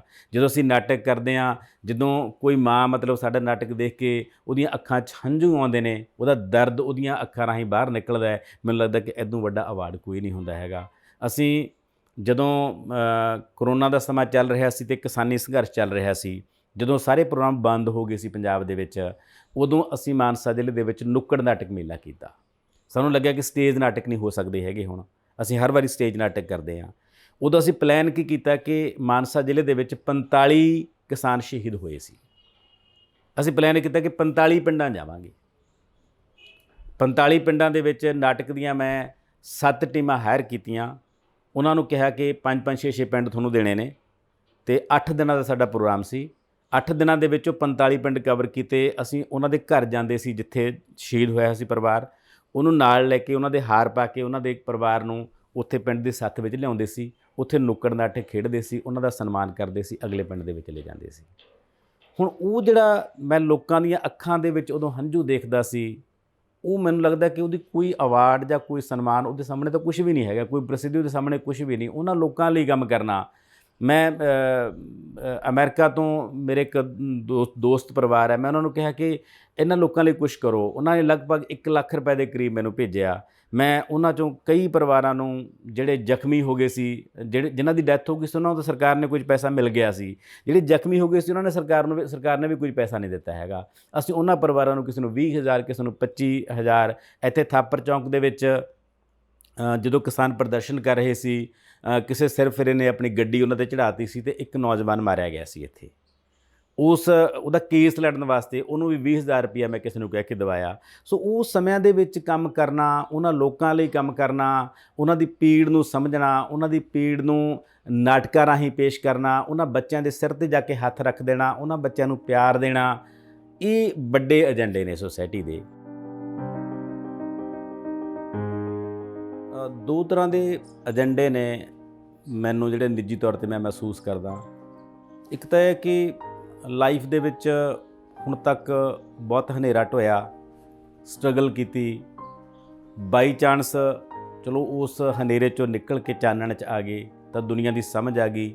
ਕਾਫੀ ਕੁਛ ਕੀਤਾ, ਪਰ ਅਜੇ ਨਾ ਬਹੁਤ ਕੁਛ ਕਰਨਾ ਬਾਕੀ ਹੈ, ਬਹੁਤ ਸੁਪਨੇ ਬਾਕੀ ਨੇ। ਇੱਕ ਤਾਂ ਮਤਲਬ ਨਿੱਜੀ ਤੌਰ 'ਤੇ ਮੈਂ ਚਾਹੁੰਦਾ ਕਿ ਮੈਂ ਦੁਨੀਆ ਦੇਖਾਂ। ਅਜੇ ਮੈਂ ਮਤਲਬ ਨਾ ਜੋਬ ਛੱਡ ਕੇ ਵੀ ਮਤਲਬ ਬਾਹਰ ਨਿਕਲਣਾ ਚਾਹੁੰਦਾ ਅਸਲ ਦੇ ਵਿੱਚ। ਮੈਨੂੰ ਲੱਗਦਾ ਕਿ ਜ਼ਿੰਦਗੀ ਇਸ ਤੋਂ ਬਾਅਦ ਥੋੜ੍ਹੀ ਬਚੀ ਹੈ। ਕੰਮ ਕਰਨ ਦੇ ਲੈ ਦੇ ਕੇ 15-20 ਸਾਲ ਨੇ, ਅਤੇ 15-20 ਸਾਲਾਂ ਦੇ ਵਿੱਚ ਇੱਕ ਤਾਂ ਬਹੁਤ ਕੁਝ ਉਹ ਦੇਖਣ ਵਾਲਾ ਹੈ ਜਿਹਦੇ ਰਾਹੀਂ ਤੁਸੀਂ ਦੁਨੀਆ ਨੂੰ ਜਾਣ ਸਕਦੇ ਹੋ। ਉਹ ਚਾਹੇ ਇੰਡੀਆ ਦੇ ਵਿੱਚ ਹੈ ਜਾਂ ਪੰਜਾਬ ਦੇ ਵਿੱਚ ਹੈ ਜਾਂ ਪੰਜਾਬ ਤੋਂ ਬਾਹਰ ਬਾਕੀ ਦੁਨੀਆ ਦੇ ਵਿੱਚ ਹੈ। ਸੋ ਇੱਕ ਤਾਂ ਮੇਰਾ ਮਤਲਬ ਏਜੰਡਾ ਇਹ ਹੈ ਕਿ ਮੈਂ ਨੇੜੇ ਭਵਿੱਖ ਦੇ ਵਿੱਚ ਇਹ ਪਲਾਨ ਕਰ ਰਿਹਾ ਕਿ ਸਿਸਟੇਮੈਟਿਕ ਰੂਪ ਦੇ ਵਿੱਚ ਮਤਲਬ ਦੁਨੀਆ ਨੂੰ ਦੇਖਿਆ ਜਾਵੇ। ਅਤੇ ਦੂਜਾ ਇਹ ਹੈ ਕਿ ਬਹੁਤ ਸਾਰੇ ਸਬਜੈਕਟ ਨੇ ਨਾਟਕਾਂ ਦੇ ਜਿਹੜੇ ਮੇਰੇ ਆਲੇ ਦੁਆਲੇ ਤੁਰੇ ਫਿਰਦੇ ਨੇ, ਬਹੁਤ ਸਾਰੇ ਮਸਲੇ ਨੇ ਜਿਹੜੇ ਮੇਰੇ ਆਲੇ ਦੁਆਲੇ ਤੁਰੇ ਫਿਰਦੇ ਨੇ। ਮੈਂ ਉਹਨਾਂ 'ਤੇ ਲਗਾਤਾਰ ਨਾਟਕਕਾਰੀ ਕਰ ਰਿਹਾ, ਮੈਂ ਲਗਾਤਾਰ ਉਹਨਾਂ 'ਤੇ ਕਵਿਤਾਵਾਂ ਲਿਖ ਰਿਹਾ, ਮੈਂ ਲਗਾਤਾਰ ਉਹਨਾਂ 'ਤੇ ਸੰਵਾਦ ਰਚਾ ਰਿਹਾ ਅਤੇ ਮੈਂ ਇਹ ਚਾਹੁੰਦਾ ਕਿ ਮੇਰਾ ਇਹ ਸੰਵਾਦ, ਮੇਰੀਆਂ ਰਚਨਾਵਾਂ ਦਾ ਸਿਲਸਿਲਾ ਲਗਾਤਾਰ ਜਾਰੀ ਰਹੇ, ਕਿਉਂਕਿ ਜਿੱਡੇ ਵੱਡੇ ਕ੍ਰਾਈਸਿਸ ਨੇ ਪੰਜਾਬ ਦੇ ਵਿੱਚ, ਇਹਨਾਂ ਕ੍ਰਾਈਸਿਸ ਨੂੰ ਉਸ ਲੇਅਰ ਤੱਕ, ਹੇਠਲੀ ਲੇਅਰ ਤੱਕ ਜਾ ਕੇ ਸਮਝਣਾ, ਇੰਟਰਪ੍ਰੇਟ ਕਰਨਾ। ਜਿਵੇਂ ਤੁਹਾਨੂੰ ਪਹਿਲਾਂ ਮੈਂ ਦੱਸਿਆ ਸੀ ਕਿ ਭੁੱਬਲ ਦੀ ਅੱਗ ਦੇ ਵਿੱਚ ਜਿਹੜਾ ਮੈਂ ਸੁਪਨਾ ਲਿਆ ਸੀ ਕਿ ਦਲਿਤ ਕਿਸਾਨ ਬਚਾਓ ਮੋਰਚਾ, ਉਹ ਲੇਖਕ ਦਾ ਇੱਕ ਡਰੀਮ ਹੁੰਦਾ ਹੈ। ਲੇਖਕ ਕਿਤੇ ਨਾ ਕਿਤੇ ਸੋਚਦਾ ਵੀ ਇਸ ਤਰ੍ਹਾਂ ਹੋਣਾ ਚਾਹੀਦਾ ਹੈ। ਅਤੇ ਅੱਜ ਵੀ ਮੈਂ ਬਹੁਤ ਸਾਰੀਆਂ ਗੱਲਾਂ ਸੋਚਦਾ ਕਿ ਅੱਜ ਤੋਂ 10 ਸਾਲਾਂ ਬਾਅਦ ਪੰਜਾਬ ਦੇ ਵਿੱਚ ਜਾਂ ਭਾਰਤ ਦੇ ਵਿੱਚ ਜਾਂ ਦੁਨੀਆ ਦੇ ਵਿੱਚ ਕਿਹੋ ਜਿਹੇ ਕ੍ਰਾਈਸਿਸ ਆਉਣਗੇ, ਉਹਨਾਂ ਬਾਰੇ ਲੋਕਾਂ ਨੂੰ ਪਹਿਲਾਂ ਸੁਚੇਤ ਕੀਤਾ ਜਾਵੇ, ਉਹਨਾਂ ਬਾਰੇ ਕੁਛ ਲਿਖਿਆ ਜਾਵੇ, ਆਰਟੀਕਲ ਲਿਖੇ ਜਾਣ, ਨਾਟਕ ਲਿਖੇ ਜਾਣ, ਕਵਿਤਾਵਾਂ ਲਿਖੀਆਂ ਜਾਣ। ਜਿਹੜਾ ਇੱਕ ਵੱਡਾ ਸੰਕਟ ਹੈ ਉਹ ਮਨੁੱਖ ਦੇ ਖੰਡਿਤ ਹੋਣ ਦਾ ਹੈ, ਮਨੁੱਖ ਦੇ ਵਿੱਚੋਂ ਮਨੁੱਖ ਦੇ ਮਰ ਜਾਣ ਦਾ ਸੰਕਟ ਹੈ, ਮਨੁੱਖ ਦੇ ਮਸ਼ੀਨ ਬਣ ਜਾਣ ਦਾ ਸੰਕਟ ਹੈ, ਜਿਹੜਾ ਇਸ ਦੌਰ ਦਾ ਸੰਕਟ ਹੈ। ਜਿਹੜਾ ਜਿੰਨੀ ਮਾਡਰਨਾਈਜੇਸ਼ਨ ਹੋਈ ਹੈ ਦੁਨੀਆ ਦੇ ਵਿੱਚ, ਇਸ ਮਾਡਰਨਾਈਜੇਸ਼ਨ ਨੇ ਸਾਨੂੰ ਐਕਸਪਰਟਨੈਸ ਤਾਂ ਬਹੁਤ ਦਿੱਤੀ ਹੈ, ਅਸੀਂ ਮਾਹਰ ਤਾਂ ਬਹੁਤ ਹੋ ਗਏ, ਪਰ ਅਸੀਂ ਬੰਦੇ ਨਹੀਂ ਰਹੇ ਹੈਗੇ। ਅਤੇ ਮਨੁੱਖ ਦਾ ਬੰਦੇ ਦਾ ਬੰਦਾ ਬਣਿਆ ਰਹਿਣਾ ਸਭ ਤੋਂ ਵੱਡੀ ਗੱਲ ਹੈ, ਅਤੇ ਇਹ ਸਭ ਤੋਂ ਵੱਡਾ ਚੈਲੰਜ ਵੀ ਹੈ। ਤੁਸੀਂ ਜੇ ਇੱਕ ਨਿਊਜ਼ ਦੇਖਦੇ ਹੋ ਕੱਲ੍ਹ ਦੀ ਕਿ ਇੱਕ ਬੰਦਾ ਕਾਰ ਦੇ ਵਿੱਚ ਸੜ ਜਾਂਦਾ ਹੈ, ਉਹ ਚੀਕਾਂ ਮਾਰਦਾ, ਉਹ ਰੌਲਾ ਪਾਉਂਦਾ ਹੈ, ਪਰ ਉਹਨੂੰ ਕੋਈ ਬਚਾਉਣ ਨਹੀਂ ਆਉਂਦਾ, ਉਹਦੀ ਵੀਡੀਓਗ੍ਰਾਫੀ ਕਰ ਲੈਂਦੇ ਨੇ ਲੋਕ। ਇਹ ਹੈ ਮਨੁੱਖ ਦੇ ਅੰਦਰੋਂ ਮਨੁੱਖ ਦਾ ਮਰ ਜਾਣਾ। ਇਹ ਬਹੁਤ ਵੱਡੀ ਚੁਣੌਤੀ ਹੈ। ਜੇ ਅਸੀਂ ਇਹਨੂੰ ਬਚਾ ਲਿਆ, ਸ਼ਾਇਦ ਅਸੀਂ ਹੋਰ ਸਾਰੇ ਮਸਲਿਆਂ ਨੂੰ ਹੱਲ ਕਰ ਲਈਏ, ਪਰ ਜੇ ਬੰਦੇ 'ਚੋਂ ਬੰਦਗੀ ਗਵਾਚ ਗਈ, ਜੇ ਇਨਸਾਨ ਤੋਂ ਇਨਸਾਨੀਅਤ ਗਵਾਚ ਗਈ, ਫਿਰ ਸ਼ਾਇਦ ਕੁਛ ਨਹੀਂ ਬਚਣਾ ਹੈਗਾ। ਉਸ ਇਨਸਾਨੀਅਤ ਨੂੰ ਬਚਾਉਣ ਵਾਸਤੇ ਸਾਨੂੰ ਵੱਡੇ ਪੱਧਰ 'ਤੇ ਡਾਇਲੋਗ ਕਰਨ ਦੀ ਜ਼ਰੂਰਤ ਹੈ। ਜਿਹੜਾ ਇੱਕ ਸੋਸ਼ਲ ਮੀਡੀਆ ਨੇ, ਇਨਫੋਰਮੇਸ਼ਨ ਟੈਕਨੋਲੋਜੀ ਨੇ ਜਿਹੜਾ ਇਲੂਜ਼ਨ ਕ੍ਰੀਏਟ ਕਰਤਾ ਕਿ ਅਸੀਂ ਫੇਸਬੁੱਕਾਂ 'ਤੇ ਬਹਿ ਕੇ ਇਨਕਲਾਬ ਲਿਆਉਣ ਲੱਗ ਗਏ। ਸਾਨੂੰ ਲੱਗਦਾ ਹੈ ਕਿ ਅਸੀਂ ਦੁਨੀਆ ਨਾਲ ਜੁੜ ਰਹੇ ਹਾਂ, ਪਰ ਬੇਸਿਕਲੀ ਅਸੀਂ ਇਕੱਲੇ ਹੋ ਰਹੇ ਹਾਂ। ਅਸੀਂ ਆਪਣੇ ਘਰ ਤੋਂ ਟੁੱਟ ਰਹੇ ਹਾਂ, ਅਸੀਂ ਆਪਣੇ ਰਿਸ਼ਤਿਆਂ ਤੋਂ ਟੁੱਟ ਰਹੇ ਹਾਂ, ਅਸੀਂ ਆਫਲਾਈਨ ਰਿਐਲਿਟੀ ਨੂੰ ਭੁੱਲ ਚੁੱਕੇ ਹਾਂ। ਆਫਲਾਈਨ ਰਿਐਲਿਟੀ ਨੂੰ ਭੁੱਲ ਕੇ ਆਨਲਾਈਨ ਰਿਐਲਿਟੀ ਦਾ ਇਲੂਜ਼ਨ ਕ੍ਰੀਏਟ ਹੋ ਚੁੱਕਿਆ ਸਾਡੀ ਸੋਸਾਇਟੀ ਦੇ ਵਿੱਚ, ਅਤੇ ਹਰ ਬੰਦੇ ਨੂੰ ਲੱਗਦਾ ਹੈ ਕਿ ਮੈਂ 2-2 3-3 ਘੰਟੇ ਸੋਸ਼ਲ ਮੀਡੀਆ 'ਤੇ, ਵਟਸਐਪ 'ਤੇ, ਇੰਸਟਾਗ੍ਰਾਮ 'ਤੇ, ਫੇਸਬੁੱਕ 'ਤੇ, ਯੂਟਿਊਬ 'ਤੇ ਲਾ ਕੇ ਪਤਾ ਨਹੀਂ ਕੀ ਇਨਕਲਾਬ ਲਿਆ ਦੂੰਗਾ। ਜਿੰਨੀ ਦੇਰ ਤੱਕ ਅਸੀਂ ਜ਼ਮੀਨੀ ਹਕੀਕਤਾਂ ਨੂੰ ਨਹੀਂ ਸਮਝਾਂਗੇ, ਜਿੰਨੀ ਦੇਰ ਤੱਕ ਅਸੀਂ ਜ਼ਮੀਨੀ ਤੌਰ 'ਤੇ ਰਿਸ਼ਤਿਆਂ ਨੂੰ ਨਹੀਂ ਬਚਾਵਾਂਗੇ, ਜਿੰਨੀ ਦੇਰ ਤੱਕ ਅਸੀਂ ਜਿਹੜੀ ਸੋਸਾਇਟੀ ਸਰਵਾਈਵ ਕਰਨਾ ਉਸ ਸੋਸਾਇਟੀ ਦੇ ਮਸਲਿਆਂ ਨੂੰ ਐਡਰੈਸ ਨਹੀਂ ਹੋਵਾਂਗੇ, ਉਨੀ ਦੇਰ ਤੱਕ ਇਸ ਸੋਸਾਇਟੀ ਦਾ ਕੋਈ ਹੱਲ ਨਹੀਂ ਹੈਗਾ। ਅੱਜ ਸੋਸਾਇਟੀ ਦੇ ਜਿੰਨੇ ਮੇਨ ਖੇਤਰ ਨੇ, ਸਿਆਸਤ ਦੇ ਵਿੱਚ ਕ੍ਰਾਈਸਿਸ ਹੈ, ਵਿਦਿਅਕ ਸੰਸਥਾਵਾਂ ਦੇ ਵਿੱਚ ਕ੍ਰਾਈਸਿਸ ਹੈ, ਰਿਲੀਜਨ ਦੇ ਵਿੱਚ ਕ੍ਰਾਈਸਿਸ ਹੈ, ਕਲਚਰਲ ਕ੍ਰਾਈਸਿਸ ਨੇ, ਪਿੰਡ ਮਰ ਰਹੇ ਨੇ, ਪਿੰਡ ਟੁੱਟ ਰਹੇ ਨੇ, ਗਲੋਬਲਾਈਜੇਸ਼ਨ ਪਿੰਡਾਂ ਨੂੰ ਖਾ ਰਹੀ ਹੈ, ਸ਼ਹਿਰੀ ਕਲਚਰ ਦੇ ਵਿੱਚ ਅਸੀਂ ਵੈਸੇ ਹੀ ਇਕੱਲੇ ਹੋਣ ਜਾ ਰਹੇ ਹਾਂ। ਗੁਆਂਢ ਦੇ ਵਿੱਚ ਕੀ ਵਾਪਰਦਾ ਸਾਨੂੰ ਪਤਾ ਨਹੀਂ ਲੱਗਦਾ ਹੈਗਾ। ਕਿਸੇ ਕਵੀ ਦੀਆਂ ਲਾਈਨਾਂ ਸੀਆਂ ਕਿ ਨਾਲ ਦੇ ਘਰ ਦੇ ਵਿੱਚ ਖੁਦਕੁਸ਼ੀ ਕਰ ਗਿਆ ਕੋਈ, ਪਰ ਦੂਜੇ ਘਰ ਦੇ ਵਿੱਚ ਰੇਡੀਓ ਉਸੇ ਤਰ੍ਹਾਂ ਵੱਜਦਾ ਰਿਹਾ। ਸੋ ਇਹ ਕ੍ਰਾਈਸਿਸ ਹੈ, ਬੰਦੇ ਦੇ ਇਕੱਲੇ ਹੋਣ ਦਾ ਕ੍ਰਾਈਸਿਸ ਹੈ, ਬੰਦੇ ਦੇ ਖੰਡਿਤ ਹੋਣ ਦਾ ਕ੍ਰਾਈਸਿਸ ਹੈ। ਅਤੇ ਇਹ ਖੰਡਿਤ ਦੌਰ ਦੀ ਸੱਭਿਅਤਾ ਹੈ ਜਿਹਦੇ ਵਿੱਚੋਂ ਮਨੁੱਖ ਦੇ ਅੰਦਰ ਮਨੁੱਖ ਮਰਦਾ ਜਾ ਰਿਹਾ ਹੈ। ਇਹ ਮੇਰਾ ਘੱਟੋ ਘੱਟ ਵੱਡਾ ਚੈਲੰਜ ਹੈ ਮੇਰੇ ਲਈ। ਮੈਂ ਆਪਣੇ ਨਾਟਕਾਂ ਰਾਹੀਂ, ਚਾਹੇ ਉਹ ਤੂੰ ਮੇਰਾ ਕੀ ਲੱਗਦਾ ਹੈ, ਚਾਹੇ ਉਹ ਗੁਸਤਾਖ ਔਰਤਾਂ, ਜਾਂ ਮੈਂ ਹੁਣ ਜਿਹੜੇ ਮੇਰੇ ਨਾਟਕ ਪਲਾਨ ਕਰ ਰਿਹਾ, ਜਾਂ ਸੁਸਾਈਡ ਨੋਟ ਜਿਹੜਾ ਮੈਂ ਨਾਟਕ ਲਿਖਿਆ, ਇਹ ਸਾਰੇ ਨਾਟਕ ਉਸ ਖੰਡਿਤ ਮਨੁੱਖ ਨੂੰ ਬਚਾਉਣ ਦੇ ਹੀਲੇ ਵਸੀਲੇ ਨੇ। ਅਤੇ ਮੈਂ ਆਪਣੀਆਂ ਕਵਿਤਾਵਾਂ ਰਾਹੀਂ ਵੀ ਇਹੀ ਕਰਦਾ, ਮੈਂ ਆਪਣੇ ਨਾਟਕਾਂ ਰਾਹੀਂ ਵੀ ਇਹੀ ਕਰਦਾ, ਮੈਂ ਆਪਣੇ ਲੇਖਾਂ ਰਾਹੀਂ ਵੀ ਇਹੀ ਕਰਦਾ। ਇਹ ਮੇਰਾ ਕੰਸਰਨ ਹੈ ਕਿ ਜੇ ਮਨੁੱਖ ਬਚਿਆ ਰਹੂਗਾ ਤਾਂ ਸਮਾਜ ਬਚਿਆ ਰਹੂਗਾ, ਜੇ ਸਮਾਜ ਬਚਿਆ ਰਹੂਗਾ ਤਾਂ ਸਾਡੀ ਐਗਜ਼ਿਸਟੈਂਸ ਬਣੀ ਰਹੂਗੀ। ਨਹੀਂ ਤਾਂ ਇਸ ਦੁਨੀਆ ਦੇ ਵਿੱਚ, ਇਸ ਬ੍ਰਹਿਮੰਡ ਦੇ ਵਿੱਚ ਲੱਖਾਂ ਕਰੋੜਾਂ ਜਾਤੀਆਂ ਪ੍ਰਜਾਤੀਆਂ ਨੇ, ਉਹਦੇ ਵਿੱਚੋਂ ਹਰ ਸਾਲ ਪਤਾ ਨਹੀਂ ਕਿੰਨੀਆਂ ਖਤਮ ਹੋ ਜਾਂਦੀਆਂ ਨੇ, ਅਸੀਂ ਕਦੇ ਸੋਚ ਹੀ ਨਹੀਂ ਸਕਦੇ ਹੈਗੇ। ਅਤੇ ਮਨੁੱਖ ਨੇ ਜੇ ਖੜ੍ਹੇ ਰਹਿਣਾ, ਜੇ ਮਨੁੱਖ ਨੇ ਆਪਣੀ ਪ੍ਰਜਾਤੀ ਨੂੰ ਬਚਾ ਕੇ ਰੱਖਣਾ ਹੈ, ਤਾਂ ਮਨੁੱਖ ਹੋਣ ਦਾ ਜਿਹੜਾ ਆਧਾਰ ਹੈ ਉਹ 3 ਚੀਜ਼ਾਂ ਹੀ ਨੇ। ਇੱਕ ਖੁਸ਼ੀ, ਇੱਕ ਗਮੀ ਅਤੇ ਇੱਕ ਸੁਰੱਖਿਆ। 3 ਚੀਜ਼ਾਂ 'ਚ ਸੋਸਾਇਟੀ ਬਣੀ ਹੈ। ਕੋਈ ਵੀ ਬੰਦਾ ਇਕੱਲਾ ਖੁਸ਼ ਨਹੀਂ ਰਹਿ ਸਕਦਾ ਹੈਗਾ ਜਿੰਨੀ ਦੇਰ ਤੱਕ ਕਿਸੇ ਨੇ ਆਪਣੀ ਖੁਸ਼ੀ ਵੰਡੇ ਨਾ। ਕੋਈ ਵੀ ਬੰਦਾ ਜਿੰਨੀ ਦੇਰ ਤੱਕ ਆਪਣਾ ਗਮ ਕਿਸੇ ਨਾਲ ਵੰਡਦਾ ਨਹੀਂ ਹੈਗਾ ਉਨੀ ਦੇਰ ਤੱਕ ਅੰਦਰੋਂ ਹੌਲਾ ਨਹੀਂ ਹੁੰਦਾ ਹੈਗਾ। ਅਤੇ ਕੋਈ ਵੀ ਬੰਦਾ ਇਕੱਲਾ ਸੁਰੱਖਿਅਤ ਨਹੀਂ ਰਹਿ ਸਕਦਾ ਹੈਗਾ। ਆਦਿ ਮਾਨਵ ਤੋਂ ਜਦੋਂ ਅਸੀਂ ਮਨੁੱਖੀ ਸੱਭਿਅਤਾ ਵੱਲ ਆਏ ਸੀ ਤਾਂ 3 ਚੀਜ਼ਾਂ ਨੇ ਬੰਦੇ ਨੂੰ ਬੰਦੇ ਨਾਲ ਜੋੜਿਆ ਸੀ। ਬੰਦਾ ਆਪਣੀ ਖੁਸ਼ੀ ਦੂਜੇ ਨਾਲ ਸਾਂਝੀ ਕਰਨਾ ਚਾਹੁੰਦਾ ਸੀ, ਬੰਦਾ ਆਪਣਾ ਗਮ ਦੂਜੇ ਨਾਲ ਵੰਡਣਾ ਚਾਹੁੰਦਾ ਸੀ, ਅਤੇ ਬੰਦਾ ਆਪਣੇ ਝੁੰਡ 'ਚ ਰਹਿ ਕੇ ਸੁਰੱਖਿਅਤ ਰਹਿਣਾ ਚਾਹੁੰਦਾ ਸੀ। ਅਤੇ ਅੱਜ ਤਿੰਨੇ ਚੀਜ਼ਾਂ ਨੂੰ ਖਤਰਾ ਹੈ। ਸਾਡੇ ਕੋਲ ਖੁਸ਼ੀਆਂ ਵੰਡਣ ਵਾਲਾ ਕੋਈ ਬੰਦਾ ਨਹੀਂ ਰਿਹਾ ਹੈਗਾ। ਪਰਿਵਾਰ ਦੇ ਵਿੱਚ ਇਕੱਲੇ ਹੋ ਗਏ ਅਸੀਂ, ਬੱਚੇ ਕਿਤੇ ਨੇ, ਮਾਂ-ਬਾਪ ਕਿਤੇ ਨੇ, ਜੇ ਘਰ ਦੇ ਵਿੱਚ ਰਹਿੰਦੇ ਵੀ ਨੇ ਤਾਂ ਵੀ ਅਲੱਗ-ਅਲੱਗ ਕਮਰਿਆਂ ਦੇ ਵਿੱਚ ਕੈਦ ਹਾਂ। ਆਹ ਸੋਸ਼ਲ ਮੀਡੀਆ ਦਾ ਜਿਹੜਾ ਇਲੂਜ਼ਨ ਹੈ, ਸਾਨੂੰ ਲੱਗਦਾ ਕਿ ਅਸੀਂ ਦੁਨੀਆ ਨਾਲ ਤਾਂ ਜੁੜ ਗਏ ਪਰ ਨਾਲ ਦੇ ਕਮਰੇ 'ਚ ਬਾਪੂ ਟਸਕੀ ਜਾਂਦਾ, ਸਾਨੂੰ ਇਹਦਾ ਪਤਾ ਨਹੀਂ ਲੱਗਦਾ ਹੈਗਾ। ਸੋ ਖੁਸ਼ੀਆਂ ਨਹੀਂ ਵੰਡ ਰਹੇ ਅਸੀਂ, ਗਮੀਆਂ ਨਹੀਂ ਅਸੀਂ ਵੰਡ ਰਹੇ। ਬੰਦੇ ਨੂੰ ਬੰਦੇ ਤੋਂ ਖਤਰਾ ਹੈ। ਸੁਰੱਖਿਆ ਦਾ ਇਸ ਵੇਲੇ ਸਭ ਤੋਂ ਵੱਡਾ ਖਤਰਾ ਹੈ। ਅਸੀਂ ਘਰ 'ਚੋਂ ਨਿਕਲਦੇ ਹਾਂ, ਸਾਨੂੰ ਇਹ ਪਤਾ ਨਹੀਂ ਹੁੰਦਾ ਕਿ ਵਾਪਸ ਆਵਾਂਗੇ ਕਿ ਨਹੀਂ ਆਵਾਂਗੇ। ਇਹ ਨਹੀਂ ਪਤਾ ਕਿਤੇ ਰੋਡ 'ਤੇ ਐਕਸੀਡੈਂਟ ਹੋ ਜਾਊਗਾ, ਇਹ ਨਹੀਂ ਪਤਾ ਕਿਤੇ ਲੜਾਈ ਹੋ ਜਾਊਗੀ, ਇਹ ਨਹੀਂ ਪਤਾ ਕਿਤੇ ਗੈਂਗਇਜ਼ਮ ਦਾ ਸ਼ਿਕਾਰ ਹੋ ਜਾਵਾਂਗੇ। ਧਰਮ ਦੇ ਨਾਤੇ, ਜਾਤਾਂ ਦੇ ਨਾਤੇ, ਨਸਲਾਂ ਦੇ ਨਾਤੇ, ਮਤਲਬ ਉਹ ਜਿਵੇਂ ਕਿਸੇ ਉਰਦੂ ਦਾ ਸ਼ੇਰ ਹੈ ਨਾ ਕਿ ਖੁਦਾ ਕੇ ਨਾਮ ਪਰ ਇਤਨੇ ਕਤਲ ਹੁਏ ਸ਼ਰਮਾ ਜਾਤਾ ਅਗਰ ਖੁਦ ਖੁਦਾ ਹੋਤਾ। ਮਤਲਬ ਇੰਨੇ ਕੁ ਮਨੁੱਖ ਨੇ ਕਤਲ ਕਰਤੇ ਆਪਣੀ ਨਸਲ ਦੇ ਕਿ ਬੰਦੇ ਨੂੰ, ਖੁਦਾ ਨੂੰ ਵੀ ਮਤਲਬ ਸ਼ਰਮ ਆਉਣ ਲੱਗ ਜੇ ਕਿ ਮੇਰੇ ਬਣਾਏ ਹੋਏ ਬੰਦੇ ਨੇ ਮਤਲਬ ਇੰਨਾ ਕੁਛ ਆਪਣੀ ਨਸਲ ਦੇ। ਇੰਨਾ ਦੁਨੀਆ ਦੇ ਵਿੱਚ, ਇਸ ਬ੍ਰਹਿਮੰਡ ਦੇ ਵਿੱਚ ਕਿਸੇ ਨਸਲ ਨੇ ਆਪਣੀ ਨਸਲ ਨੂੰ ਐਡੇ ਵੱਡੇ ਪੱਧਰ 'ਤੇ ਨਹੀਂ ਮਾਰਿਆ ਹੈਗਾ। ਦੁਨੀਆ ਦੀ ਕਿਸੇ ਪ੍ਰਜਾਤੀ ਦੇ ਵਿੱਚ ਕੋਈ ਮਹਾਂਭਾਰਤ ਨਹੀਂ ਵਾਪਰਿਆ, ਕੋਈ ਫਸਟ ਵਰਲਡ ਵਾਰ ਨਹੀਂ ਵਾਪਰੀ, ਕੋਈ ਸੈਕੰਡ ਵਰਲਡ ਵਾਰ ਨਹੀਂ ਵਾਪਰੀ। ਜਿਹੜਾ ਬੰਦਾ ਆਪਣੇ ਆਪ ਨੂੰ ਸਭ ਤੋਂ ਵੱਧ ਸਿਆਣਾ ਕਹਾਉਂਦਾ ਹੈ, ਆਪਣਾ ਨਸਲ ਘਾਤ ਉਸੇ ਨੇ ਕੀਤਾ ਹੈ। ਸੋ ਇਹ ਵੱਡੇ ਸਬਜੈਕਟ ਨੇ ਜਿਨ੍ਹਾਂ 'ਤੇ ਮੈਨੂੰ ਵੀ ਕੰਮ ਕਰਨ ਦੀ ਜ਼ਰੂਰਤ ਹੈ, ਤੁਹਾਨੂੰ ਵੀ ਕੰਮ ਕਰਨ ਦੀ ਜ਼ਰੂਰਤ ਹੈ। ਸਾਰੀ ਸੁਸਾਇਟੀ ਨੂੰ, ਜਿਹੜੇ ਸੰਵੇਦਨਸ਼ੀਲ ਬੰਦੇ ਨੇ ਉਹ ਸੰਵੇਦਨਾ ਨੂੰ ਬਚਾਉਣ ਦਾ ਕਾਰਜ ਕਰਨ। ਸੰਵੇਦਨਾ ਨੂੰ ਸਭ ਤੋਂ ਵੱਡਾ ਖਤਰਾ ਹੈ। ਜਦੋਂ ਮਨੁੱਖ ਸੰਵੇਦਨਹੀਨ ਹੋ ਗਿਆ ਤਾਂ ਉਦੋਂ ਰੋਬੋਟ ਬਣ ਜਾਊਗਾ, ਉਦੋਂ ਮਸ਼ੀਨ ਬਣ ਜਾਊਗਾ। ਅਤੇ ਅਸੀਂ ਮਸ਼ੀਨਾਂ ਬਣਾਉਂਦੇ ਮਸ਼ੀਨਾਂ ਬਣਨ ਵਾਲੇ ਪਾਸੇ ਤੁਰ ਪਏ। ਅਤੇ ਇਹ ਕੰਸਰਨ ਸਾਡੇ ਸਾਰਿਆਂ ਦੇ ਹੋਣੇ ਚਾਹੀਦੇ ਨੇ। ਮਾਧਿਅਮ ਕੋਈ ਵੀ ਹੋ ਸਕਦਾ ਹੈ।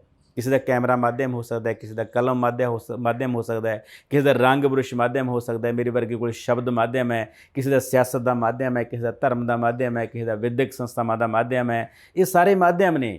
ਕੰਸਰਨ ਇੱਕੋ ਹੀ ਹੈ ਕਿ ਮਨੁੱਖੀ ਸੰਵੇਦਨਾ ਨੂੰ ਬਚਾ ਸਕਣਾ। ਜੇ ਅਸੀਂ ਇਹਨੂੰ ਬਚਾ ਸਕਾਂਗੇ ਤਾਂ ਅਸੀਂ ਬਚ ਸਕਾਂਗੇ, ਨਹੀਂ ਤਾਂ ਫਿਰ ਜਿਵੇਂ ਕੋਈ ਸ਼ੇਰ ਹੈ ਕਿ ਆਦਮੀ 'ਚੋਂ ਦੋਸਤੋ ਗੁੰਮ ਹੋ ਗਿਆ ਹੈ ਆਦਮੀ, ਕੌਣ ਜਾਣੇ ਕਿਸ ਜਗ੍ਹਾ 'ਤੇ ਖੋ ਗਿਆ ਹੈ ਆਦਮੀ, ਆਉਣ ਵਾਲੀਆਂ ਨਸਲਾਂ ਦੇ ਪੈਰਾਂ 'ਚ ਕੰਡੇ ਚੁਭਣਗੇ, ਕਿਸ ਤਰ੍ਹਾਂ ਦੇ ਬੀਜ ਦੇਖੋ ਬੋ ਗਿਆ ਹੈ ਆਦਮੀ, ਕਿਸ ਤਰ੍ਹਾਂ ਦੇ ਬੀਜ ਦੇਖੋ ਬੋ ਗਿਆ ਹੈ ਆਦਮੀ।